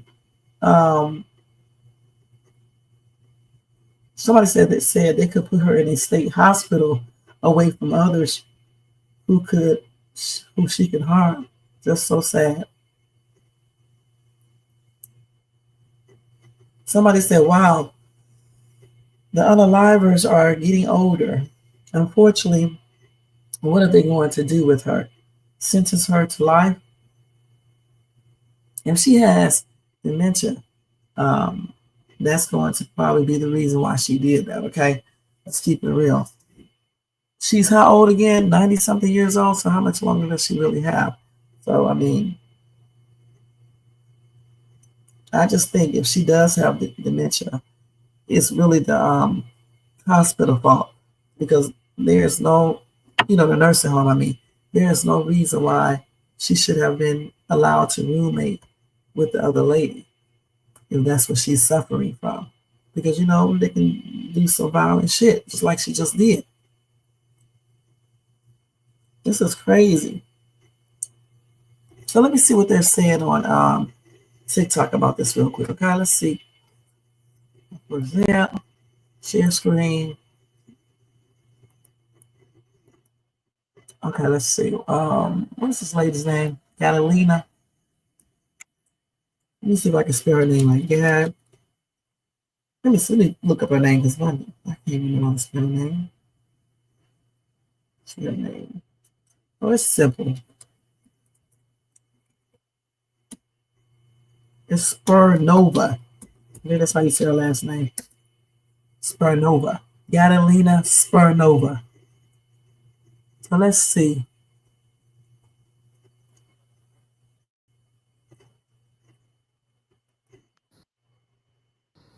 Woman 95 with dementia gets murder charge for beating Holocaust survivor to death with metal piece in nursing home. She 95 years old and she beat an 89-year-old woman with the metal piece off of her wheelchair. I wonder when she wake up in the morning, will she remember what she's done? What do you do? Someone 95, give her life, put her on death row. I mean, she waited all her life to do that very thing. She been wanting to do this all her life. Sad, you 95 years old, been holding on to hatred that long, and it rise. Your hatred rise. And you killed that damn woman. Shame on you. Woman 95 with dementia gets murder charge for with metal piece in nursing home. She 95 years old and she beat an 89-year-old. Think about this, you guys. She says that she probably waited her whole life to do this. If the woman has dementia, that's probably a contributing factor to why she did it. All right. I don't think this is a racism situation. I think if this lady has this mental, I think that's a disease of the mind or something, right? That probably played a role into why she did this. Let's see. Well, let me check to see what dementia is. Don't start messing with stuff over here. What you up on my bed? Oh, you get ready for bed? Why did you go up there that way? Let me make sure you're not in my stuff, because you too nosy. You all up in my purse. Damn cat. Hold on, y'all. You got to lay on my purse and stuff and rub yourself all on it. Let me make sure you don't got nothing on here that you can get into. Y'all just like little kids. You get on my purse, or you rubbing your scent on it, huh? Hey, cutie. You're so pretty. You're so pretty. Go to sleep, okay? Good night. Good night, Sadie Sable. Okay. Let's see what dementia is real quick.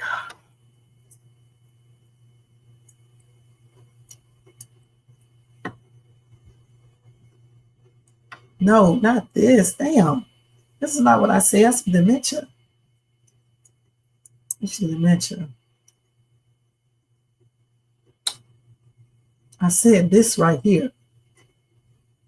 Oh, it's loss of memory, language problem, problem language, loss of memory, language, problem solving, and other thinking abilities that could interfere with daily life.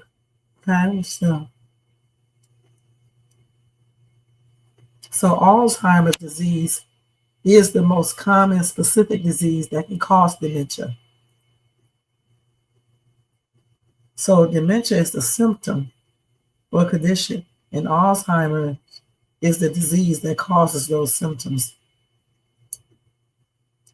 Okay.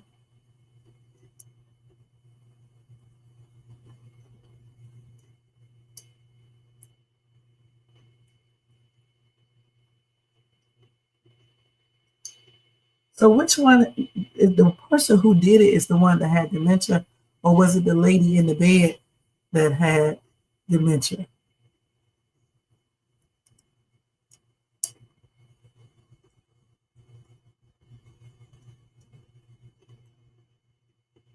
The thing about it, I don't know what they're gonna do with this woman. I guess they're gonna put her in a special jail cell until she just passed. And you're right. Why aren't there people walking around this facility just checking on these people all throughout the day and night? But you know, some of them probably be lax at night, chilling on the phone, doing the most. Who knows? You know, but clearly, you know, they should have someone. You're doing. You do not be scratching on my purse. Clearly, they should have someone walking around the facility checking on these patients, the residents. Okay, the lady that did it has dementia. That's what I thought too. So dementia, let me see if it could make you unalive somebody. Because I don't think it can. Let me see.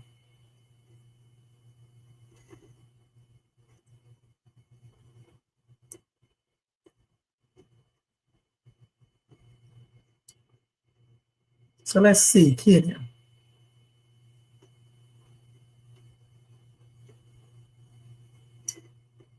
Oh yeah, I can. Okay, it can. It can. Yeah, so because it affects self-control and impulse. And so yes, it can make them commit a murder. Damn. Yeah, it can. Goodness.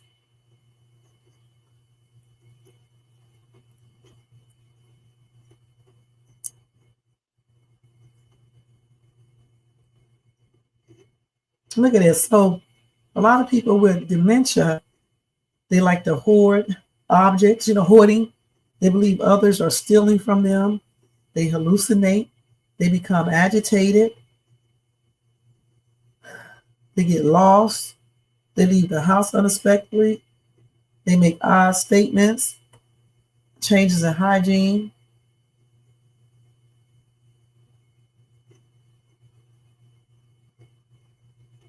They repeat questions or actions.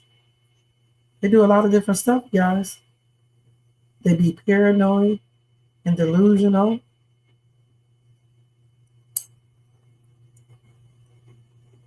So yeah, so they be paranoid. They be thinking that people stealing stuff from them, people following them, all types of weird stuff. They have delusions too. They repeat the same questions, the activities, all types of stuff. They see, hear, and smell things that are not there. Okay. They get lost. They be agitated and they have a lot of restlessness.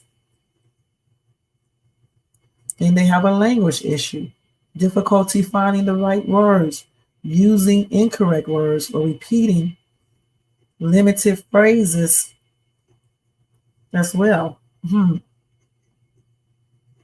They also get a loss of reality. Communication skills start going. Underlying fears. They be paranoid. They be fearing that they may be harmed or they lose control. Okay? So yeah, they can unalive someone. So if this lady has dementia, that's going to be her defense right there. But she's so old anyway. I mean, for real. I mean, How much longer can she really have? But if she did that because of that dementia, I mean, that's a whole different ball game, right? But anyway, we'll be keeping you guys abreast of this. If I get any more information, my prayers are extended out to, let me get this name right, Nina, family, and friends. And my condolences are expressed out to Nina's relatives and friends and anybody who knew her and stuff. And may she rest in peace. And I'm not, I can't really say too much about the other lady because if she is suffering from dementia, she's old as ever, it's just really a shame. Okay, I'll just leave it at that. But I don't think she was waiting her whole life to unalive anyone because she's not in her right mind, period. All right. All right. So that's it for that one right there. Let me stop sharing her. That was a trip, you guys. That really was. Okay. Let me give y'all one more news article, and then I'm going to do the videos real quick. Yeah, it is a sad story. It really is for both. Goodness. What did I just say I was going to do? Because, man, these stories be like, what? A breaking news. Okay, let me go ahead and do that. Damn.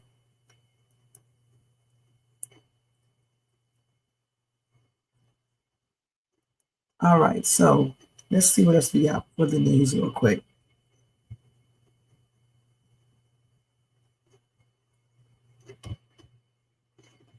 Let's see. I need to erase all this shit right here. Let's see.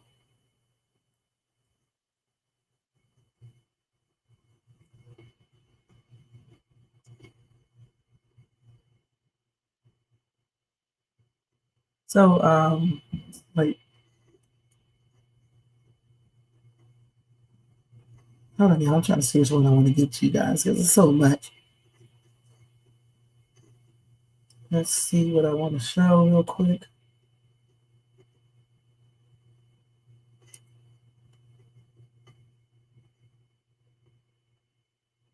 I think that I get y'all everything that was on my phone because I don't even see. Let's see. I think I already did everything. Let's see.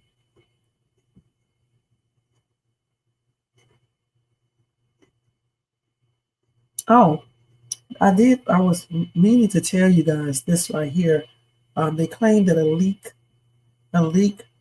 Epstein emails show he told Maxwell to remove Trump from power list.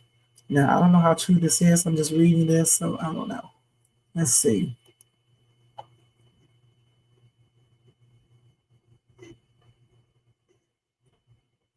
So they said leaked emails from Jeffrey Epstein's Yahoo account reveal that the disgraced financier told Ghislaine Maxwell to remove Donald Trump's name from a mysterious power list. The documents, totaling 18,000 messages, surfaced on September the 11th and included exchanges where Epstein instructed Maxwell directly. Now, they do not know the purpose of the list, okay? They said it still remains unclear.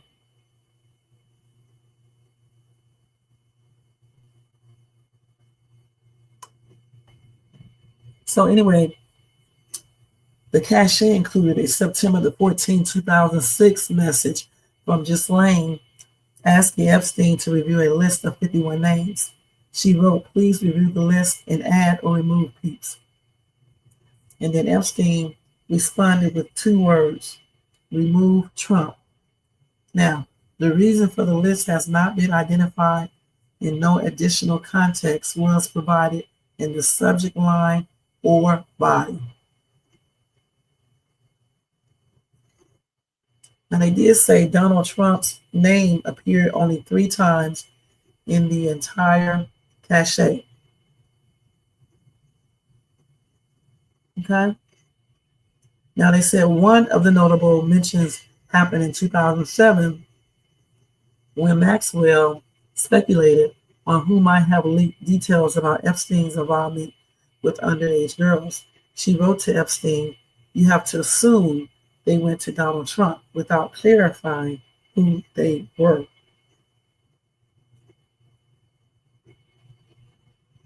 Now, the correspondence is dated just 2 months after Epstein was charged in Florida with the solicitation of a P. This time it suggests that the power list may have been compiled while Epstein was already facing intense legal scrutiny. 1 year later, allegations involving minors intensified, raising further questions about why certain names were being added or removed.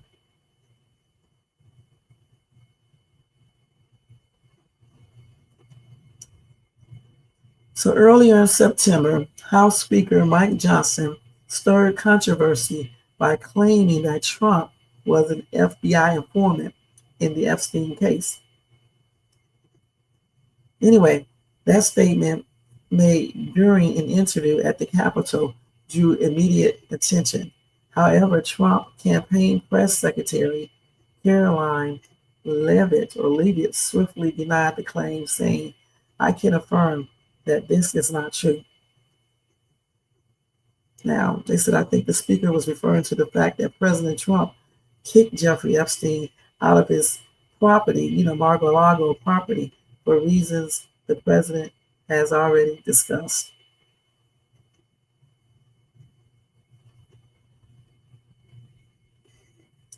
Back in 2002, Trump described Epstein as a terrific guy during an interview, adding that he liked women on the younger side. And then Epstein also acknowledged their relationship, okay, even though Donald Trump tried to distance himself from the dude. He also said that he was Donald Trump's closest friend for 10 years, okay? So what do you guys think about that? That's tripped out, huh?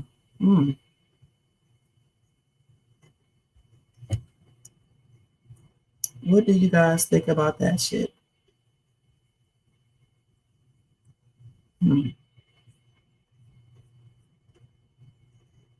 I guess we would never ever, maybe 100 years from now, we will be able to find out about those files for real, for real.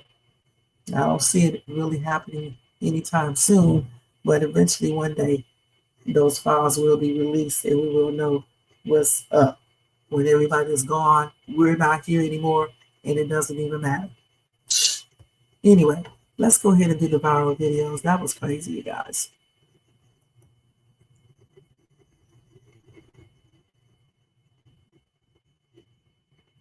I got to find it first. I got to find it. I got to find it first. I got to find it. Let's see. Viral video reaction. Here we go. All right, guys, let's watch a couple of these real quick, and then that's going to be it for tonight. So let's go ahead and do this. And I hope y'all still awake watching. It's 1:57. I got to hurry up. We talked about Charlie Kirk and Tyler so long, man. Okay, let's go over here and go to messages, and let's see what we got tonight. We're only going to show a few, not too many, though. So let me let it load up first. It may not be showing anything if it does not load up.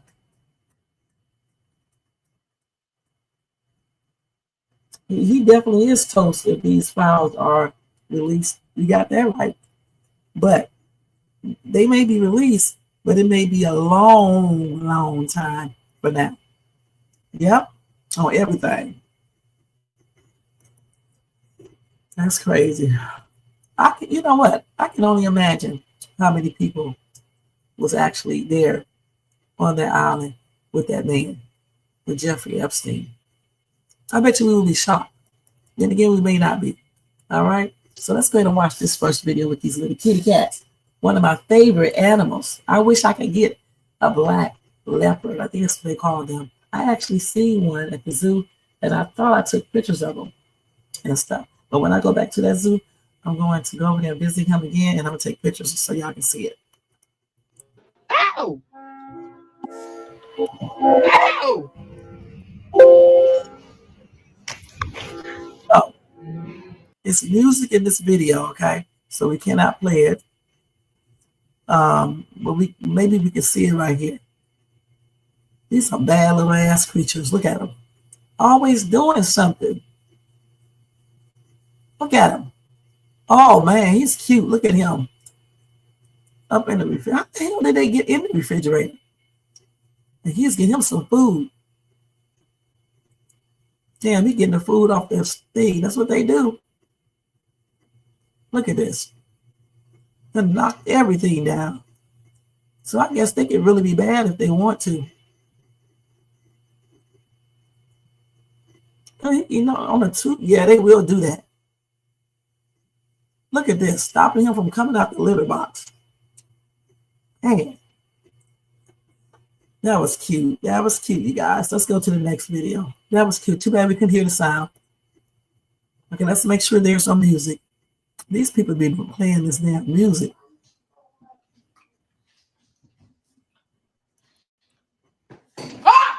It's the scream for me.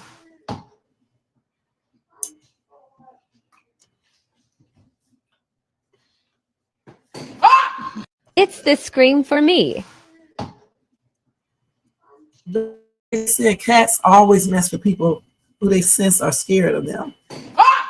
It's the scream for me. A lot of people, you know, honestly, a lot of people are scared, afraid of cats. I don't really understand why. You know, at least little small cats anyway. Let's see.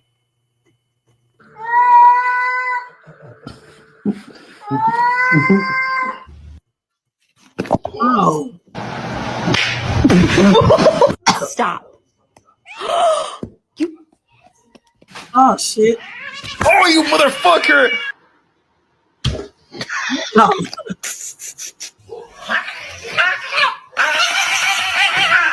Oh, yeah.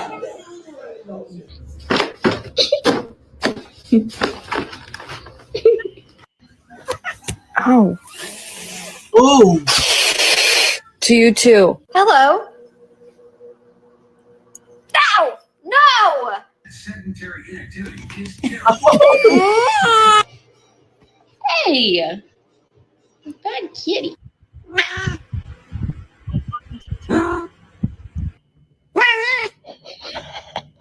Не надо. Как ты?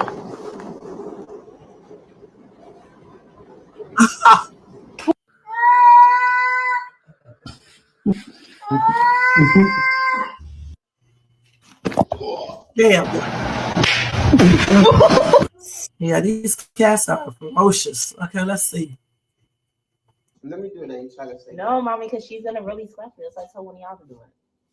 Hello, can I get the water, please? Let me get a water. I need a water. I need a bottle of water.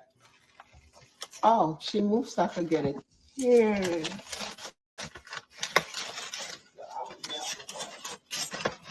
Oh, Zoe, you letting her take the water?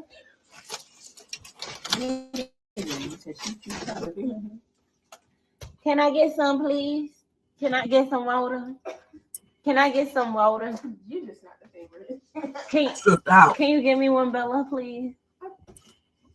Can I get some water? Water.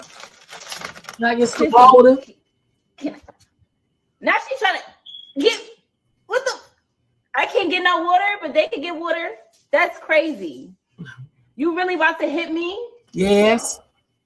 So I can't get. Can I get? What is? Now she moving that. This is crazy. You're just crazy. Zoe, can mommy get a water? Nice girl. Can I get the water? Nice girl. Ah! Let me do it. Oh, mommy, because she's gonna really doing all that. Okay. Damn. Okay, so this is the update on Trey Reed. Let's see what's going on. Yep. They might as well go ahead and release that video footage to Trey Reed family so they can see what really happened to him, because what they were saying in that press conference Monday, no, it didn't add up. So I don't know if y'all seen the latest update from the press conference today about the Trey Reed case. So their attorney, Ben Crump, is demanding that all of the footage related to this incident be shown to the family. Now, at the press conference today, authorities have said that there is video footage, but they stated that that video is in the hands of their investigation team. And I know a lot of y'all probably was looking for me to cover this story, but I couldn't cover it because I didn't have all facts. And y'all know I like to give y'all only facts. So as of right now, that's about the only update that I could provide y'all. But y'all already know, as I get the updates, I will share them with you. This whole situation right here kind of hit home to me because I'm in Mississippi. And I just pray that him and his family get the justice that's deserved. Yep, they might as well. Hopefully, Ben Crump will get that footage so we can see exactly what happened. So that's ridiculous. And I do not believe all of these young dudes are just, attaching themselves to a tree. All right. This shocking video was recorded by the child's mother. Why didn't she stop the assault? On April 13th, the mother's daughter from Fort Myers Central Elementary School in Florida called her and claimed that her daughter had damaged a computer and needed compensation of $50. Later that day, she went to the school to pay the compensation fee, but the school took her into the principal's office where her daughter, Principal Melissa Carter, and clerk Cecilia Self were waiting for her. Please note that there were no surveillance cameras here. In front of the girl's mother, Melissa made the girl lie down. Cecilia controlled the girl, and Melissa hit her buttocks 6 times with oars, pants. The girl cried uncontrollably, and to make matters worse, Melissa forced her to apologize and admit her inappropriate behavior in front of her mother. And all of this, the girl's mother recorded it with the phone hidden in her bag. 17 states in the United States still allow corporal punishment in schools, including Florida, but the Henry County School District explicitly prohibits corporal punishment. The mother stated that she did not intervene because she only speaks Spanish, has a language barrier, and is an illegal immigrant, fearing that her identity would be exposed as a result. So she decided to sacrifice her daughter and film the corporal punishment to seek justice for her daughter. Subsequently, the mother filed a lawsuit against the principal Melissa and the clerk Cecilia. The Florida Attorney General's office may charge them with serious assault based on the investigation results. Currently, it is known that Principal Melissa Carter is on administrative leave. What do you think? Share your thoughts in the comments section. Okay, let's see what people are saying. Somebody said this is what kids need, maybe not to this degree, but we need structure in school like we used to have. Respect is something children are not taught anymore. Let's see what these people said and we reply to this. Okay.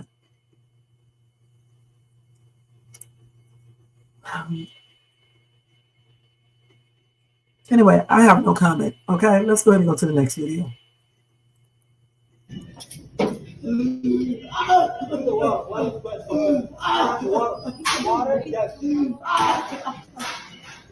So he was maced.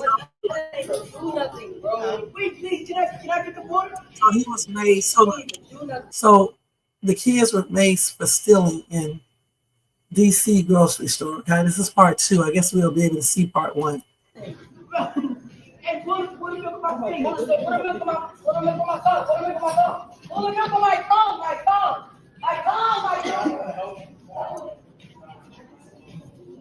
Please, can you help me get up?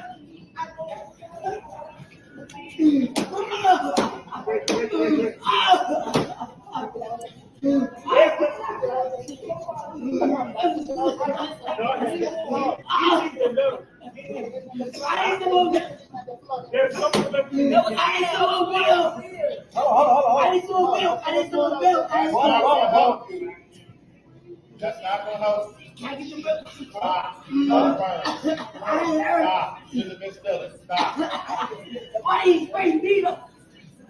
Please do it.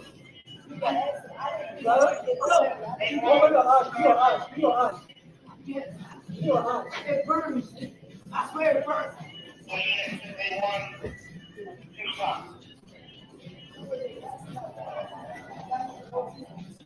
It still burns. Stealing fruit.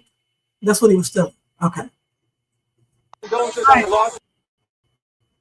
Wait, let me go back. That's my first child, and my first child is gone. A 3-year-old. Let me go back to this one first. Okay, it was this one right here, right?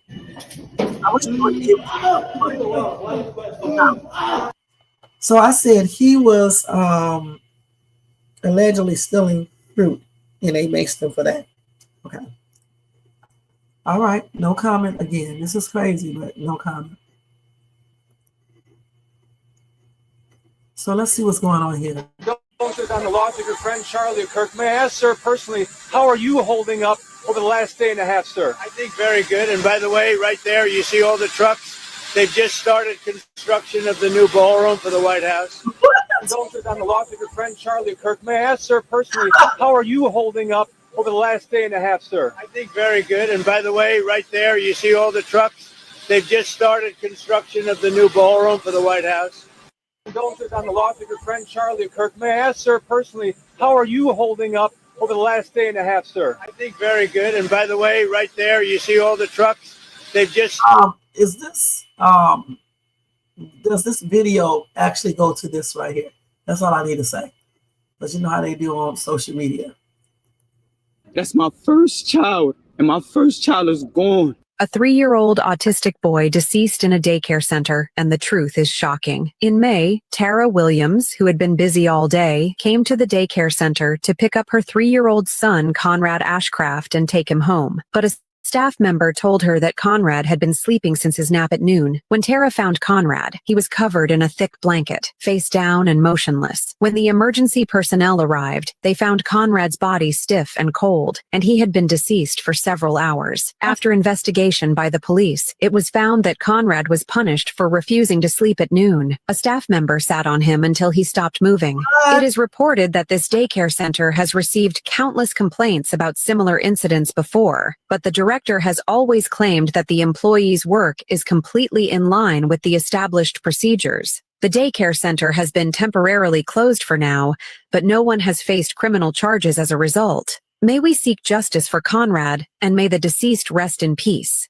That's my first child, and my first child is gone. A 3-year-old autistic boy deceased in... How big a fat ass sat on this child? Let's just, hope that this little child right here gets justice, because this is unacceptable. Okay, her ass needs to be in jail. Let's keep it real. She needs to be in jail, you guys. You don't sit on no damn child because the child won't go to sleep. What kind of shit is this? I don't care. Sit down. No, you are not listening. You're taking a break. Don't look at her like she's gonna help you. I'm so pissed. I'm done. Put toys away now. Huh? I did not tell you to get up. Come on, Mickey, this is what you're doing until our toys are picked up. Because all you do is make it work. Play the music, okay? Damn. They just crying.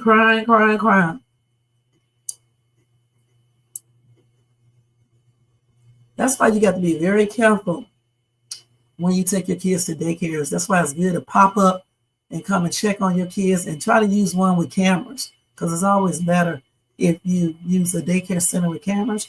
And just say if you don't use one with cameras, you need to pop up and, surprise their ass. And also, especially if you got kids this age, ask them what happened in school today. That's crazy. Her ass need to be fired, and she also need to be in jail. All right, point blank. Oh, this is crazy right here. So, but it's an invisible person, and they're tickling her.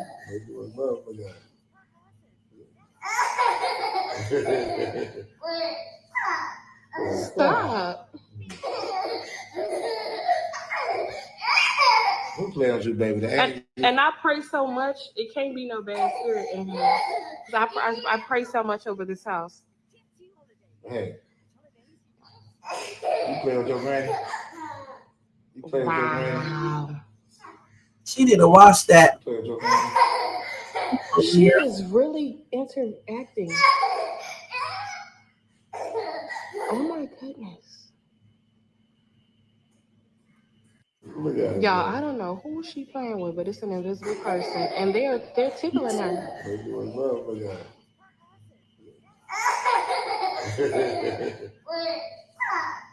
Stop.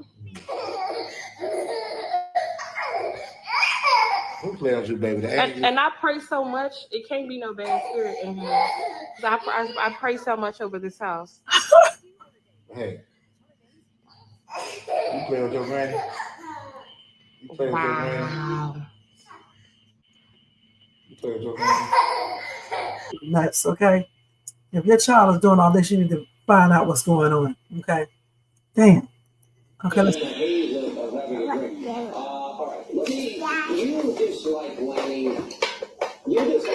Turn the TV down, okay?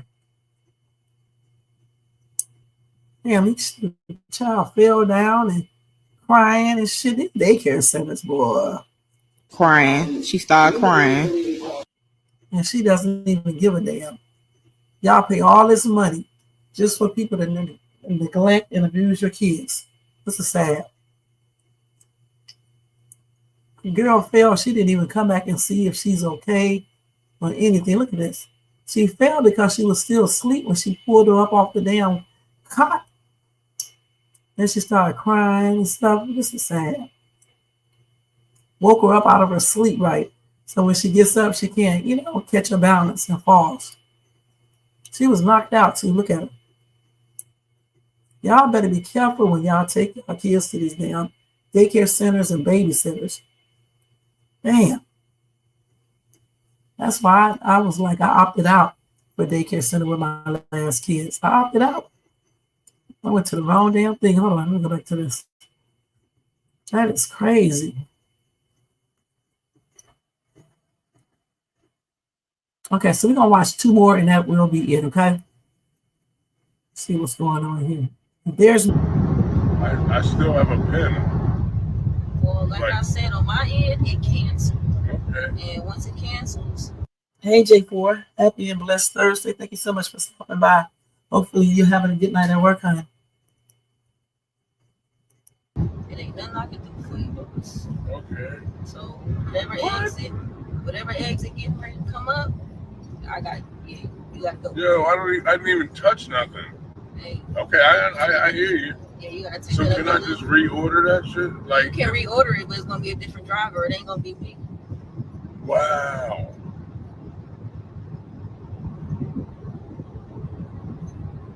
I don't understand. I get it. Yeah, I understand. Can I pay you cash? Like, I'll give you 20. Like, I need to go to work. Unless you got the cash on you right now. On me right now. I ain't gonna lie to you. Because, yeah. Yeah, I'll just give you $20 though, because that's crazy. Because I don't even know. Like, I'm dead ass. Yeah. Check it. What? Why is it not showing that shit? I don't know. I still got to drop you off. Okay. That's fine. Yeah. Wow.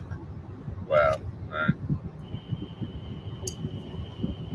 Yeah, that's crazy. But he giving up bait. Okay. Say they cancel that. That's not the same place. That's good. Only thing I could do is get I did, J4. Yeah, J4. I covered that 2 days ago. Okay, so let's see.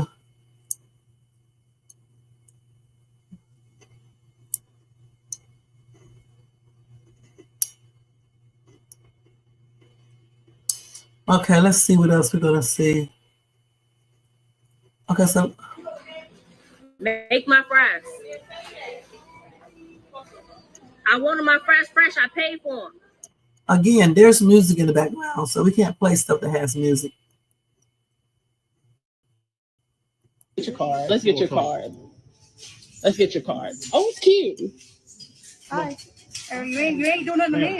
It's cute. And you're not gonna yell at me. Let's be very clear. This is not yelling. You're not gonna yell at me. You're not gonna even act so like I am. And you're a cop, and this is how you're gonna conduct yourself to come here. You're not treating me like an adult. I am treating you like an adult. Actually thought that it was gonna be appropriate to then try to gut me very quickly. You have. I don't know what you're talking about. You do. I'm talking to you like an adult. You do. I can see it in your eyes. So I'm not an idiot. No, there is no code. Number one, at this point, there's nothing else. There is no stop. There is no stop. There is no stop. Or you're going to be arrested. There's nothing to be arrested for. You are. There's nothing to be arrested for, and I want a supervisor. This is my supervisor. Thank you. Whoa, You whoa, are the whoa, problem. whoa. No, there is no whoa. Lower your voice. I can literally yell. Exactly. That's my point. As a lawyer, you don't get to decide whether or not you have. I am. How dare you? I'm literally not going to allow white men to come around and you thought what you thought was not going to happen. This one, number one, he just suggested that you ain't gonna get in my face. You can get in my face. You think you can get in mine, but I can't get in yours. I got the you got it. I got the recording going. You better believe it. I'm a public figure in Charlotte. I sure will.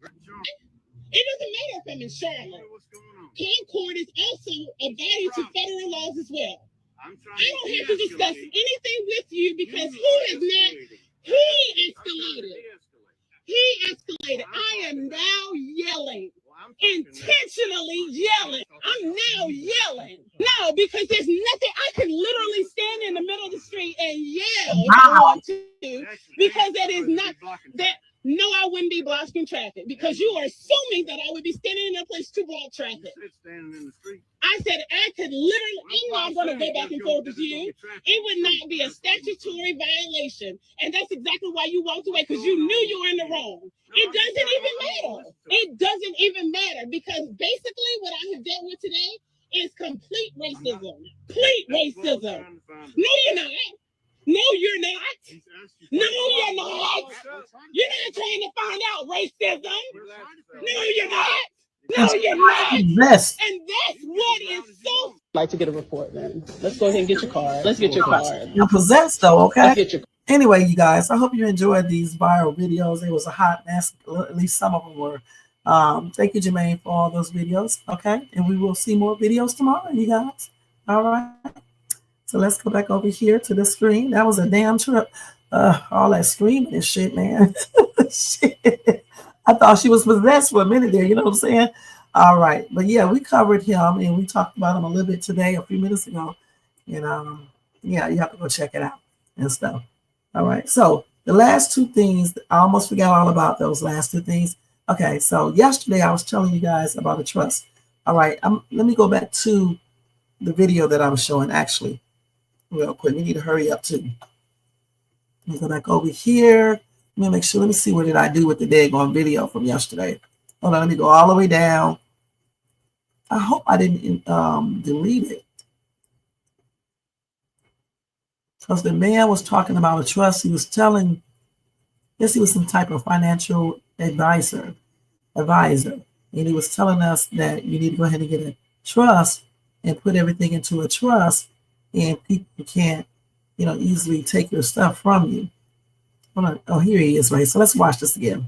Most people don't even know that this exists. We're all told to open a personal checking account in our own name, and that's exactly how they trap us. This letter right here proves that I flipped the script on the matrix. Look, this is a partial name of my trust, and then me as trustee. Trust account. My bank account is in the name of my trust, not in my name, not under my social security number. Here's what this means. My money is no longer mine, but I control it. I can spend it. I can invest. I can buy real estate. I can buy crypto. I can receive payments. But guess what? Nobody can sue me and take my money. If your bank account is in your own name, you're exposed. Lawsuits, divorce, liens, judgments, creditors. I mean, one slip up and your bank account is frozen and you don't have access to your money. I mean, why do rich people never seem to lose their homes or their money? It's because they don't truly own them. Their trust does, and they just control the trust. It's own nothing, control everything. That's what the 1% do to stay in control and stay in power. But we were never taught these financial strategies when we were in school. You don't need a lawyer. You don't need $1 million. You just need a 30-minute bank visit, the right knowledge, the right paperwork. This is Asset Protection 101. If you want to learn more about how you can make your money invisible, but still control it and do everything that you want with it, I want you to comment the word trust, or you can head over to the link in my profile to register for my free trust masterclass, where I'm going to teach you all about how to put your assets in trust and how to put your money in a trust bank account. Don't forget to like and follow. Most people. So we looked this up yesterday and we were talking about it, but my internet, not internet, but StreamYard crazy ass was breaking up and stuff. So let's just go over it real quickly tonight, okay? The trust. Let's see here. Let me make sure. So somebody just filed for divorce. Who is this? Hold on, let me see real quick. What rapper? Oh, this is what's his name? Akon. So she filed for divorce. Damn, they was married for 29 years. It's like that sometimes, you know what I'm saying? So you remember when I told you guys about D4VD? I don't know how you say his name. David, I don't know, D4D, I don't know. Anyway, he sings about Celeste in the leaked track. Let's see who Celeste is. So they said it's the same name as the 15-year-old girl who was found unalive in his car. He professed this love for someone named Celeste, who is the same 15-year-old girl who was found unalive in his car. All right. I hope he didn't do this.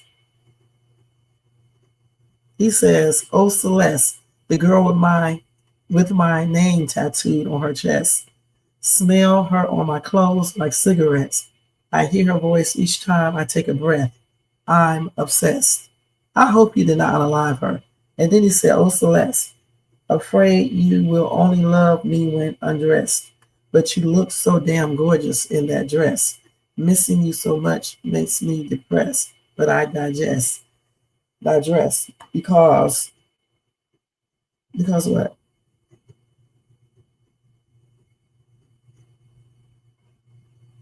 So anyway, they said they talked to the mother of Celeste Rivius, whose chopped up and decomposing corpse was found in D4D's impounded Tesla last week in a Hollywood tow yard.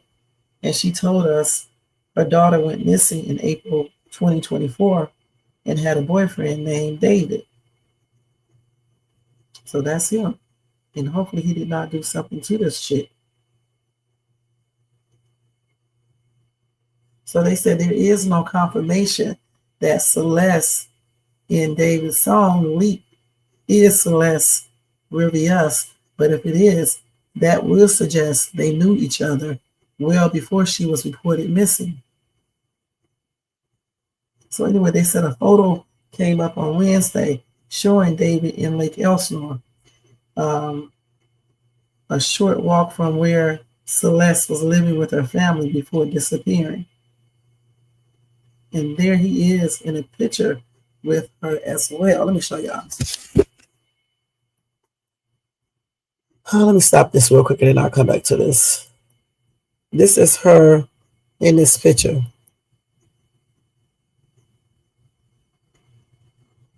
And that's her right there.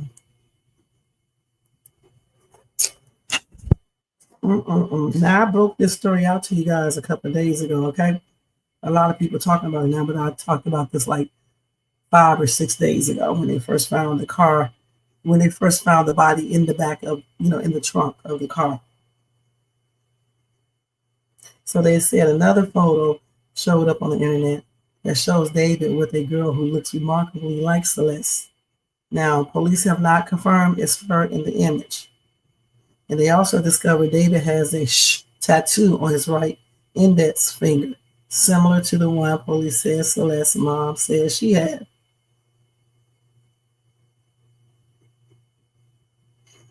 So anyway, he did not do his show in Seattle on Wednesday night, and they say he's headed back to LA. You know what? They're probably going to question him. Got the same matching tattoo as a little girl in his Tesla. So I wonder what happened. That's crazy. So basically, it sounds like, I don't know if he was seeing this underage girl. This is crazy.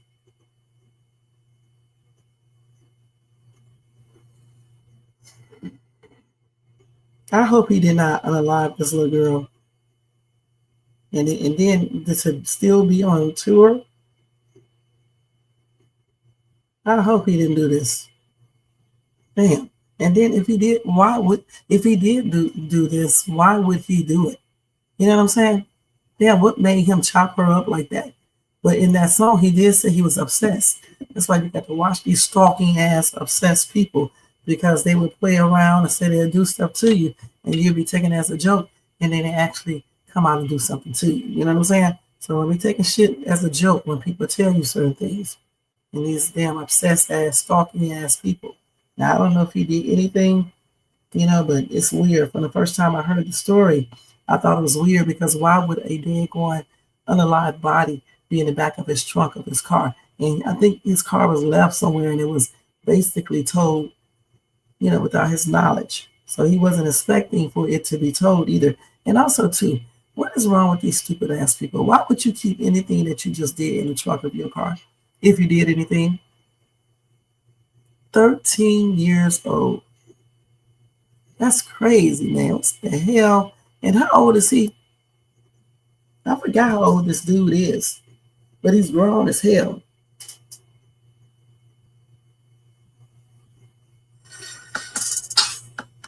And y'all, another breaking news is that Cardi B is pregnant, by her boyfriend. I think his name is Stephon or something like that. The one who they had rumors going around talking about. He said he broke up with her because her BBL stink. So clearly that must not be true, huh? He said it wasn't true anyway, so it is what it is. So congratulations to Cardi B. But that's a daggone shame getting back to the singer, man. That's crazy. I hope he didn't do anything to this girl. I hope he didn't do anything. So he also had a resurfaced treat. Let me see what he said here.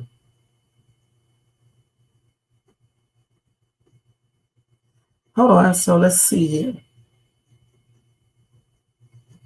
He said, when I was writing this, I got a note from you as you were talking about wanting to be with your mom and your sister again. Take me where I belong, but our circumstances won't allow us to be in our ideal situations. We got to push through it, bro.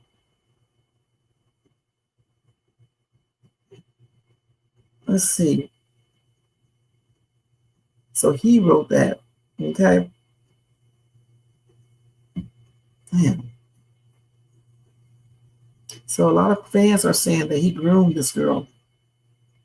Then she said, I'm screaming, crying, and throwing up because I have been listening to your music since. No. Somebody else said this. A fan said, I'm screaming, crying, and throwing up because I have been listening to your music since this era. And it was about you being a predator and unaliving a girl. And then somebody else said, no, Ned, you are sick. You are sick. Taking advantage of a child is already horrible, but to compound it by taking her life from her is unspeakable. Only one cure for people like you. 15 years old. So he has not been charged with any crimes right now. He has not commented on anything either. But he is cooperating with authorities.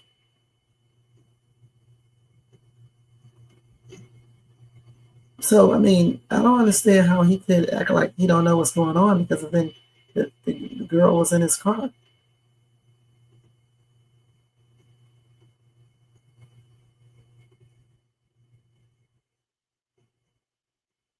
This is crazy. I hope he didn't do it.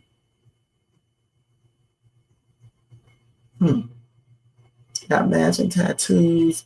So it definitely seems like he was having some type of relationship with this chick. Somebody said she wanted to go home, and that was his response. I think he unalived her.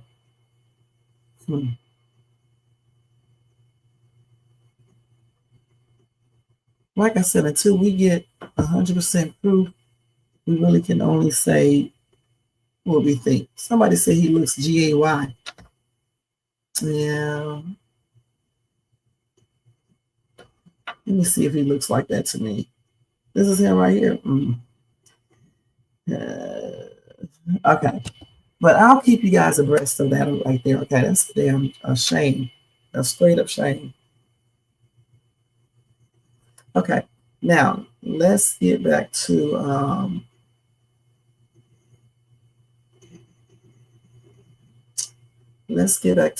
the, what is it called? The trust. Okay. Okay, the other day, like I said, I was looking it up.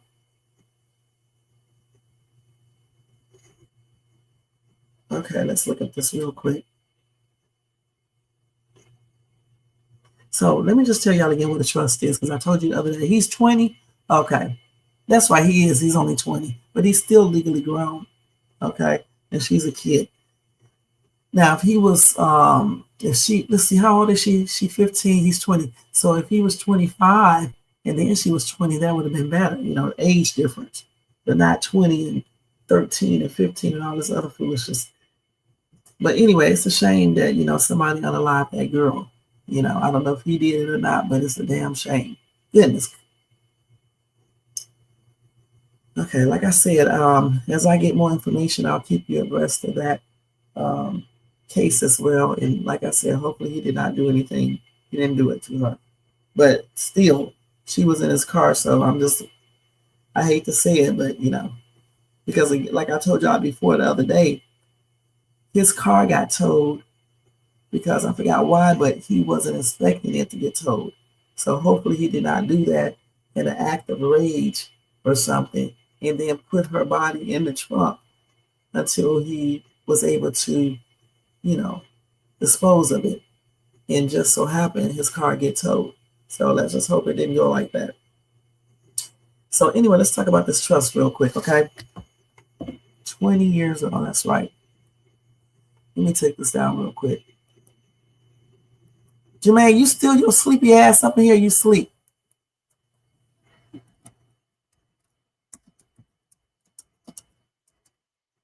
And then tomorrow I'll tell you guys about the silver rico, because we can't be up here all night talking about all this stuff. And I haven't got any updates on the Corey dude either. So if I do, I'll let you guys know how that went to the other dude, the white dude who was found from a tree, just like Trey Reed was, okay? So let's delete that and put this up here. Okay, let's see.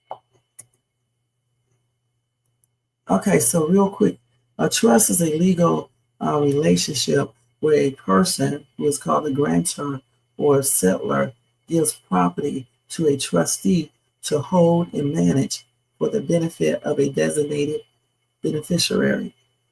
Now, trusts serve various financial and estate planning goals, including asset control, protection from creditors, tax minimization, and providing for loved ones after you pass on, often by bypassing the probate process.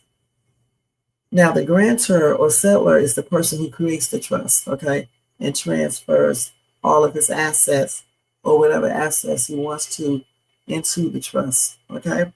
The trustee is the person or entity responsible for managing the trust assets according to the terms set by the guarantor. The grantor.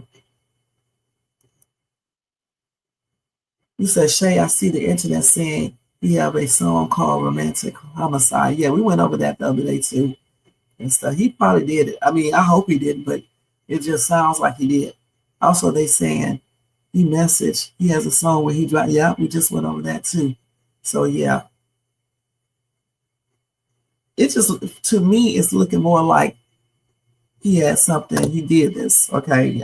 When I first heard the story with the girl in the car unalive, cut up, I immediately thought maybe he could be responsible for it. Now, I don't know if he is. I'm just saying I thought. I don't know, but we will see. Now, The beneficiary is the person or people who will benefit from the trust assets. Okay? And then the trust property or corpus is the assets like the money, the property, investments, etc. They are placed into a trust. Okay?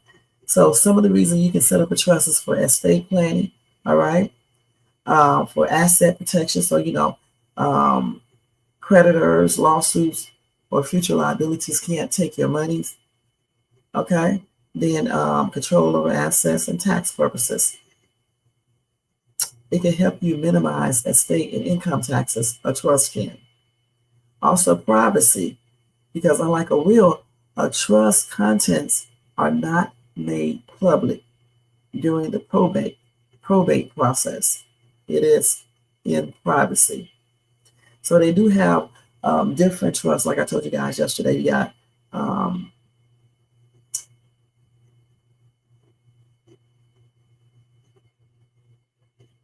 they have the living one, the living trust. It's established and funded during the grantor's lifetime, often to avoid probate. Now, with this one right here, the living trust, the grantor can change them. With the other one, the grantor cannot change it, okay? Then they have the testamentary trust, and this is created within a will, and it comes into effect once the grantor's passes on.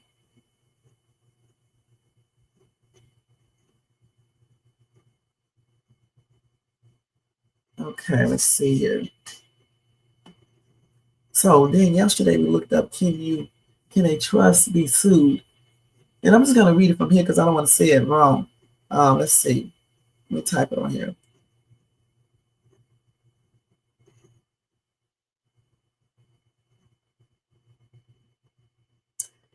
So unlike what that dude just said in that video, he said, did he say a trust can't be sued? I can't remember, but he said your assets would be protected. Anyway, a trust can be the subject of a lawsuit, though legal actions are typically brought against the trustees who acts on behalf of the trust, not the trust itself as a separate legal person, okay? But again, the lawsuit can be brought against the trustee who acts on behalf of the trust, okay?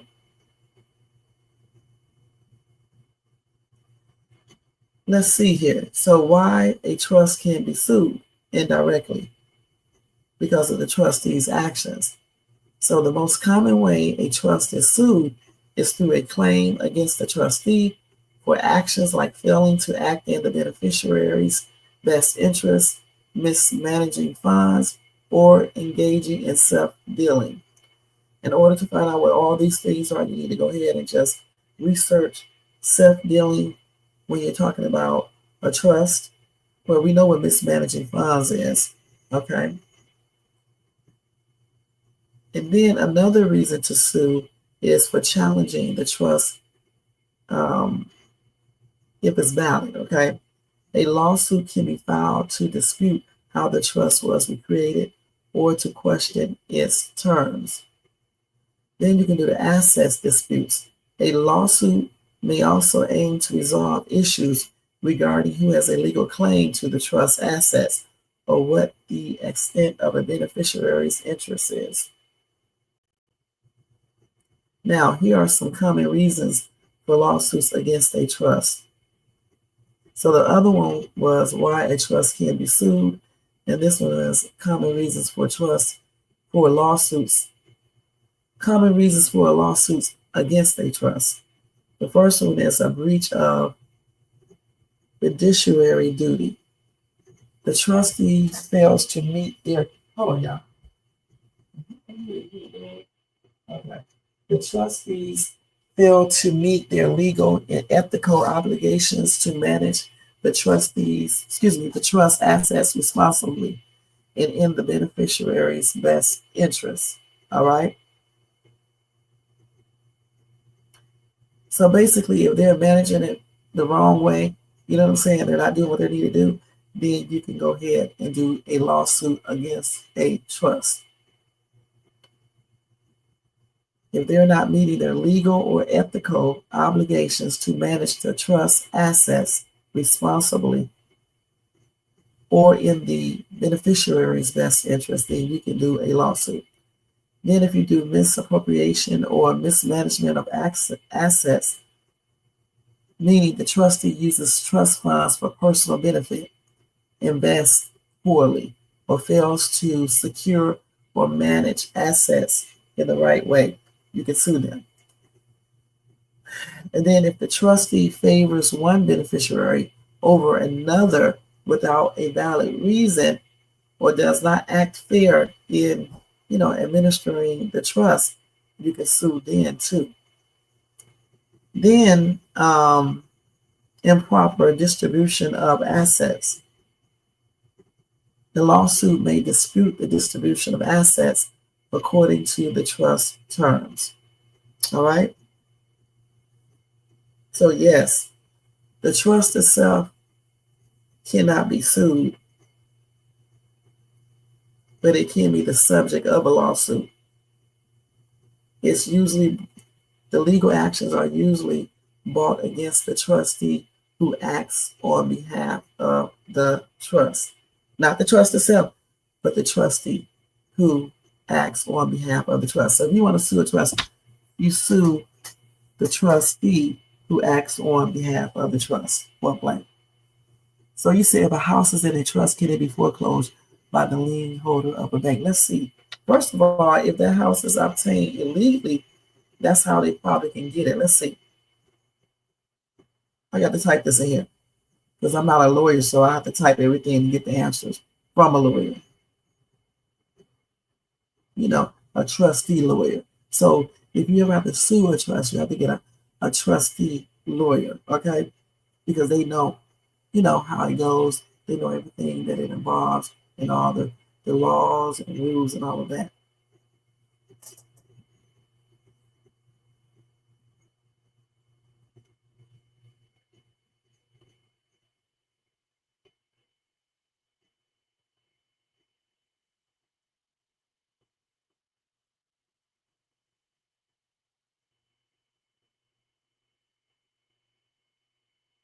I gotta take some time to put this up here. Let me go put this in. Let's see. So, like I just said, yes, a lien holder or bank can foreclose on a house held in a trust if the borrower defaults on the mortgage payment, as putting a property in a trust does not protect it from foreclosure. The foreclosure process follows the standard legal procedures for the property's location, focusing on the underlying loan agreement rather than the trust itself. Also, if you get a trust, if you put your house in a trust, and just say you illegally purchased the house, you did it under fraud. Well, guess what? The house can still be taken, okay? Because you cannot. People do it, but you cannot use fraud in regards to a trust, all right? So let's see what else. So this is why a trust does not prevent a foreclosure. Number one, loan default is key.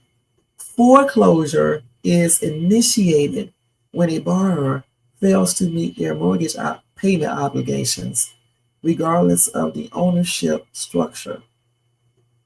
A trust is not a shield. And they're talking about a living trust specifically. It does not prevent creditors from foreclosing on a property if the debt isn't paid. Then also, it focuses on the debt. The lender's right to foreclosure stems from the loan agreement, not the trust document.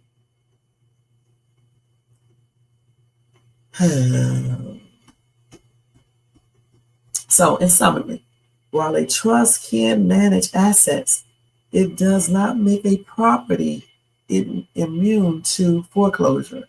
If a mortgage on a property in a trust is not paid, the lender can still pursue foreclosure to recoup their losses according to standard legal procedures. This is why you don't need to be your own lawyer. And this is why you need to talk to a lawyer who specializes in trust, okay, and also foreclosures, because some people think that a trust can protect their houses and things like that, and then they find out the hard way that it doesn't. And certainly if you did something illegal to obtain your home or a mortgage, that dang on trust is not going to protect that. All right. See, banks and stuff are trickery. They have so many lawyers that deal specifically with this foreclosures, people doing fraudulent activities to obtain a house.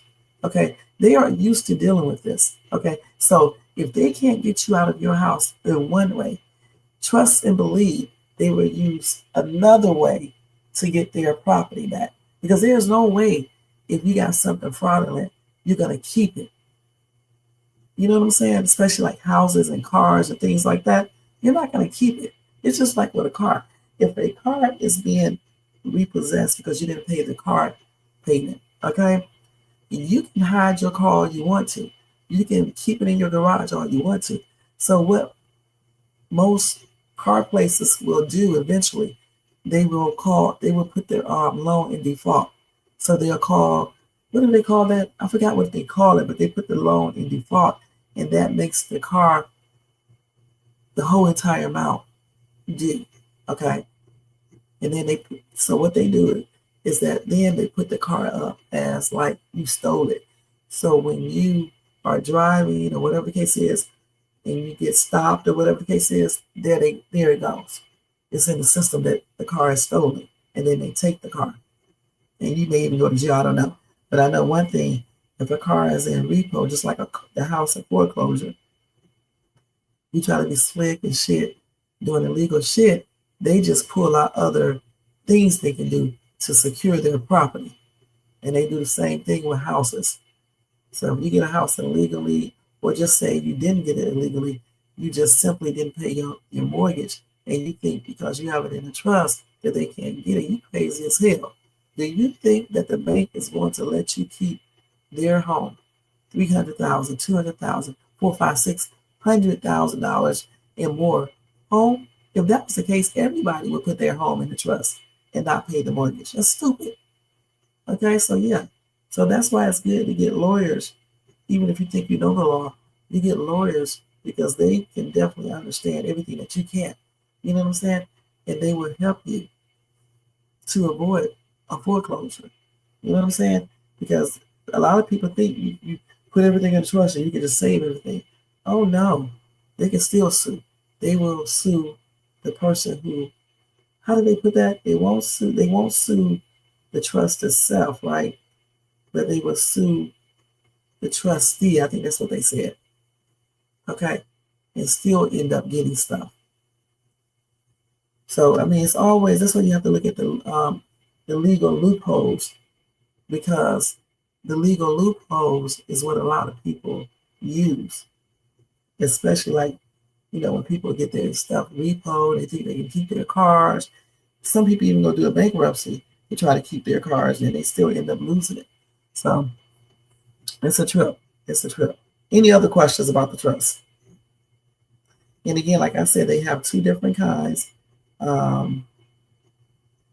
And I just told you guys what those were. Yesterday, I gave you the other name, but you can call it either one, okay? Today, I can't say the name. Yesterday, I could. That's so crazy, huh? That's because I'm getting tired. Let's see. And here in California, they got some new foreclosure laws, but the new foreclosure laws, laws here, it actually benefit the homeowners, which is a good thing. At least some of it does.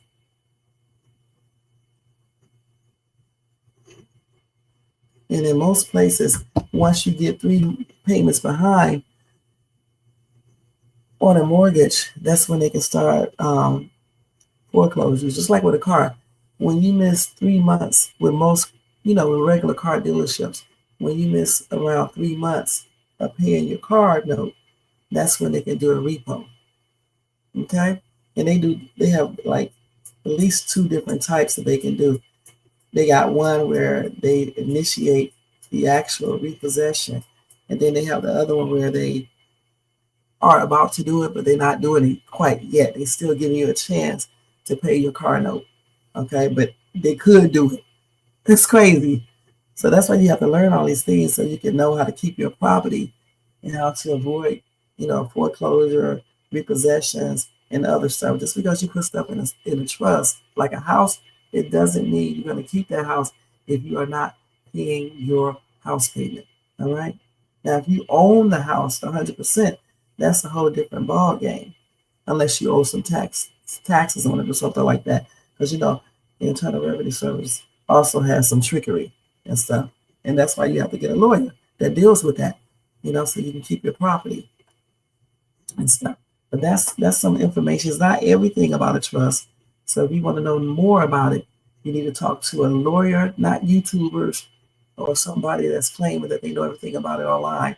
But get a trust lawyer and let them tell you all about a trust, what you can do with it, how you go about doing it. You can go to the bank to do it, and do it like that.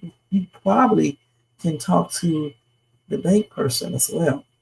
But I would basically talk to a lawyer because you really want to obtain a very good understanding of the entire process so you can know what what you're doing. Yeah. All right.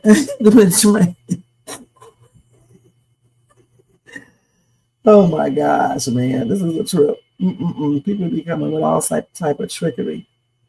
Just like some people think that people stole their home, right? When they know in fact that no one did and that it was foreclosed. It was foreclosed, okay? Like I said, people be coming up with all types of craziness. Well, guess what? We can do the civil RICO real quick, and then I got to get off here. Okay, let's just look at that real quick because it's very quick. Because we got people running around YouTube talking about they're going to do a damn civil RICO on people. Okay. So first of all, like I told you guys before, yeah, it was. Okay, so you got the house and it was legal. You know what I'm saying? Shit. So it is what it is. So let's go ahead and talk about this real quick. I was about to call you somebody, but I changed my mind, okay? And people may think it's real. I still can't get over that old lady. But anyway, it is what it is. Damn. Okay, so let's talk about this real quick. So a civil RICO, you guys, is a civil RICO case is a lawsuit. Okay, that's the first thing. It's a lawsuit filed by a private party under the Racketeer, Influence, and Corrupt Organizations Act, also named or called RICO, RICO. And it's to recover damages for financial harm caused by a pattern of ongoing criminal activity by an enterprise. Now, for the person to win this type of lawsuit, a plaintiff must prove the defendant engaged in at least 2 related racketeering activity acts, such as fraud or extortion, within a 10-year period, that these acts were part of an enterprise and that they resulted in direct financial harm to the plaintiff. Successful plaintiffs can recover their actual damages plus treble damages 3 times their losses in attorney fees. But let me stress this again. To win, a plaintiff must prove the defendant engaged in at least two related racketeering activity acts, such as fraud or extortion, within a 10-year period, that these acts were part of an enterprise and that they resulted in direct financial harm to the plaintiff. Okay? Now, so here are the elements of a civil RICO claim. You must establish the following elements to prove a civil RICO case. Number one, conduct, an action taken by the defendant. Number two, of an enterprise. The activity was conducted through a legal or informal association of individuals, such as a business or organization. Number three, through a pattern of racketeering activity, the defendant committed at least two qualifying predicate acts of racketeering, like fraud or extortion, amongst other things, within a 10-year period. Now, these predicate acts include crimes like mail fraud, wire fraud, extortion, and embezzlement. And then number four is resulting in injury. The plaintiff suffered a direct financial injury to their business or property due to the defendant's pattern of racketeering activity. Okay? But that business cannot be an illegal business where you do fraudulent activities, okay? Because then you're going to get yourself in trouble, all right? Now, they said that civil RICO cases are very complex and it requires significant legal and factual analysis, making them challenging for both the plaintiffs and defendants. Now, it was originally intended to combat organized crime. The law is now used in a wider range of cases involving business fraud, investment scams, and other schemes where a pattern of illegal activity causes harm. The key word, it has to be a pattern of illegal activity. So the pleading requirements is that the courts have imposed stricter pleading rules requiring plaintiffs to provide detailed RICO case statements to avoid dismissal. If you do not have all of the things that you're supposed to have when you do a civil RICO lawsuit, when you get in front of the court, they are going to dismiss it. Much like when you go to the police department and you try to get a person brought up on charges. If you do not have enough evidence to support the claims you are making, they are not going to do a daggone thing, all right? Anytime you go to the police department, and you want to file charges on someone, you definitely have to have evidence to support what you are saying. Point blank. You just can't go and say someone did something and you do not have real evidence, proof. Okay, just like when you go in front of the court of law, the same thing, especially with a civil RICO case. So this came from Freeman Law, all right? Civil RICO, just so you guys can know. Okay, Freeman Law. Anytime I get any information, I always go to law, law sites, and get information, not from like people online and things like that.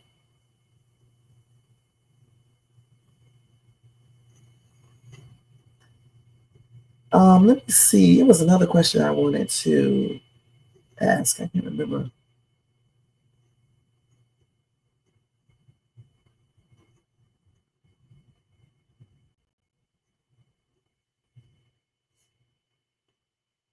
And always remember in Hold on. Let me see. I don't know if that's the same thing. Let me not use that.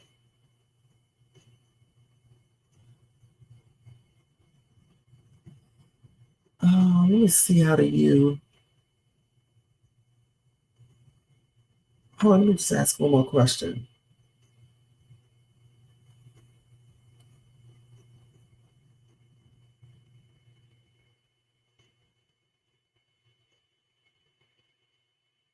Hold on, let me check this out, y'all. Hold on.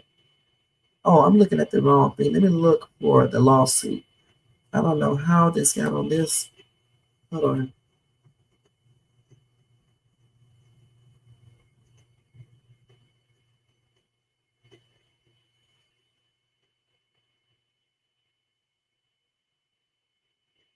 Hold on, let me check out something real quick.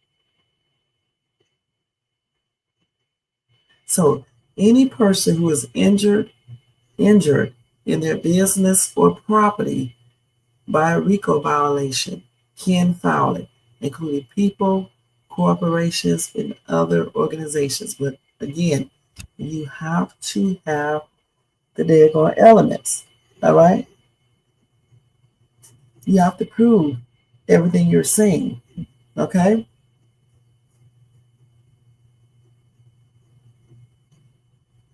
And you also have to prove that you suffered an injury to your business or property directly resulting from the RICO violation. All right. And if you want to know more about the civil RICO, and do not get it confused with the other one, but the civil RICO lawsuit, that's what I'm talking about. You can just basically talk to a lawyer that specializes in that, or you can go to a law firm online and look up all the information if you can understand it. And anything you don't understand, you go to a law dictionary and you look up those words to try to understand it. What blank? It's not hard. All right. So that's it. All right. So guys, thank you so much for tuning in. Shay's thoughts tonight is just basically, I can't believe what I just read about this older lady. Okay, or Lively, the other lady. You know, it just goes to show us that anyone is capable of doing a crime. Okay, and so with that being said, we need to watch how we treat people. We need to watch, what we do, and when people make threats to us or against us, we need to take heed to that, point blank, and never forget that anyone is capable of doing anything. And I mean anybody. So this is why it's hard for me to trust people, because I know that already. But I'm still shocked about this old lady. Much like when the old lady ran into my car when I first got it, it hit it from the back and she kept on going. I was shocked that day too, and even told the deputy sheriff that, and he was like, you would be surprised if you saw how many old people that I arrest. That's what he told me. And he was telling me that next time in the future, don't try to follow the person and get their license plate number or anything, because even old people carry GUNs and they can shoot it. Okay, so we got to stop looking at people's ages and race and genders and thinking that they won't basically do anything, because if they say they will, even if they say they won't, you just got to look at people as if they can do something, you know what I'm saying, or they will do something. So that's why, again, like I said before, you have to watch what you say. You have to watch how you treat people. And if people threaten you, you need to listen to those threats. You know what I'm saying? And try to get away from these people, get away from them, and just take care of yourself. Point blank. All right? So my thought tonight is just basically, don't ever think anyone is immune to doing anything. Because in this day today, in this world today, we got all sorts of people engaging in crazy shit. All right? All right, guys. So thank you guys so much for tuning in. Don't forget to thumbs up this video if you enjoyed this content. Also, if you're not subscribed to the channel, I'm so tired. Please subscribe to the channel if you're not subscribed, and hit the bell notifications so you can be notified of any upcoming videos. Make sure you share and leave a comment. And if you want to show additional support to the channel, you can feel free to do a super sticker, super chat, or a Cash App donation to $Shades2, or you can do a membership for $4.99 per month. You guys, don't forget to check my Country Rain reaction video out tomorrow. And tomorrow is what, Thursday? Today is Thursday. All right. And my YouTube shorts and my Night Owl live tomorrow night. All right. So until later on, you guys have a blessed night. Thank you guys so much for tuning in. My condolences to all the people, family, my condolences to people who lost family members and friends recently, and my prayers are extended out to all of you guys. All right.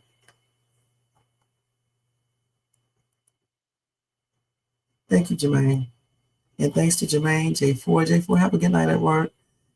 And thanks to, who else was over here? I know Pario was here because this is, I had to stop the live and start it back. So he was here. Then Most Hated. You have a good night too if you are at work and stuff. And thanks to everybody in the bushes and everybody who watches this in the replay. And Jermaine, thank you too. And y'all, I will see you guys tomorrow with another live, or later on today. All right? Peace out, y'all. Let's take this off. Let me take this shade thoughts off too. You can tell when shade get tired, man. Hold on.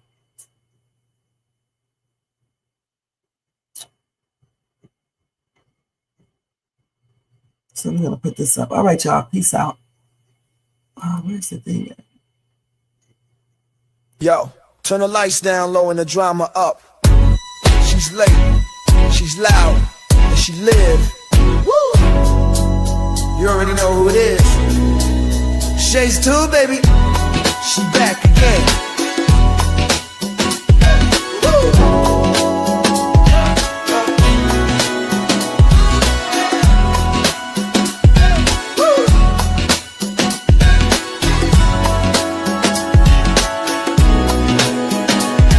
Mic hot, crowd lit, vibe on 10. Shade walk in like we back again. News, tea, jokes and spins. She don't do small talk, she go in. From the headlines to the comment section, she call names with no correction. You tuned in, don't act brand new. It's late night, baby, she got that view. She say what she want and laughs all day. Look on Shades Tube, press replay. You thought I lacked game, and back again. She say what she want and laughs all day. Look on Shades Tube, press replay. You thought I left, nah, I'm back again. Popcorn ready, wig on alert. She dropped one line and somebody hurt. Talk show queen with a side of roast. She run this thing from coast to coast. Late on purpose, still on time. She hit you with shade, then call it a rhyme. Talk smart, talk slick, talk flame. Say the name right here, late night with shade. She say what she want and laughs all day. Look on Shades Tube, press replay. You thought I left, nah, I'm back again. She say what she want and laughs all day. Look on Shades Tube, press replay. You thought I left, nah, I'm back again. That's right. News, drama, laughs, whatever else you feel like. One mic, one queen. Late night with Shade. On Shades 2, she back again. Yeah, she say what she want and laughs all day.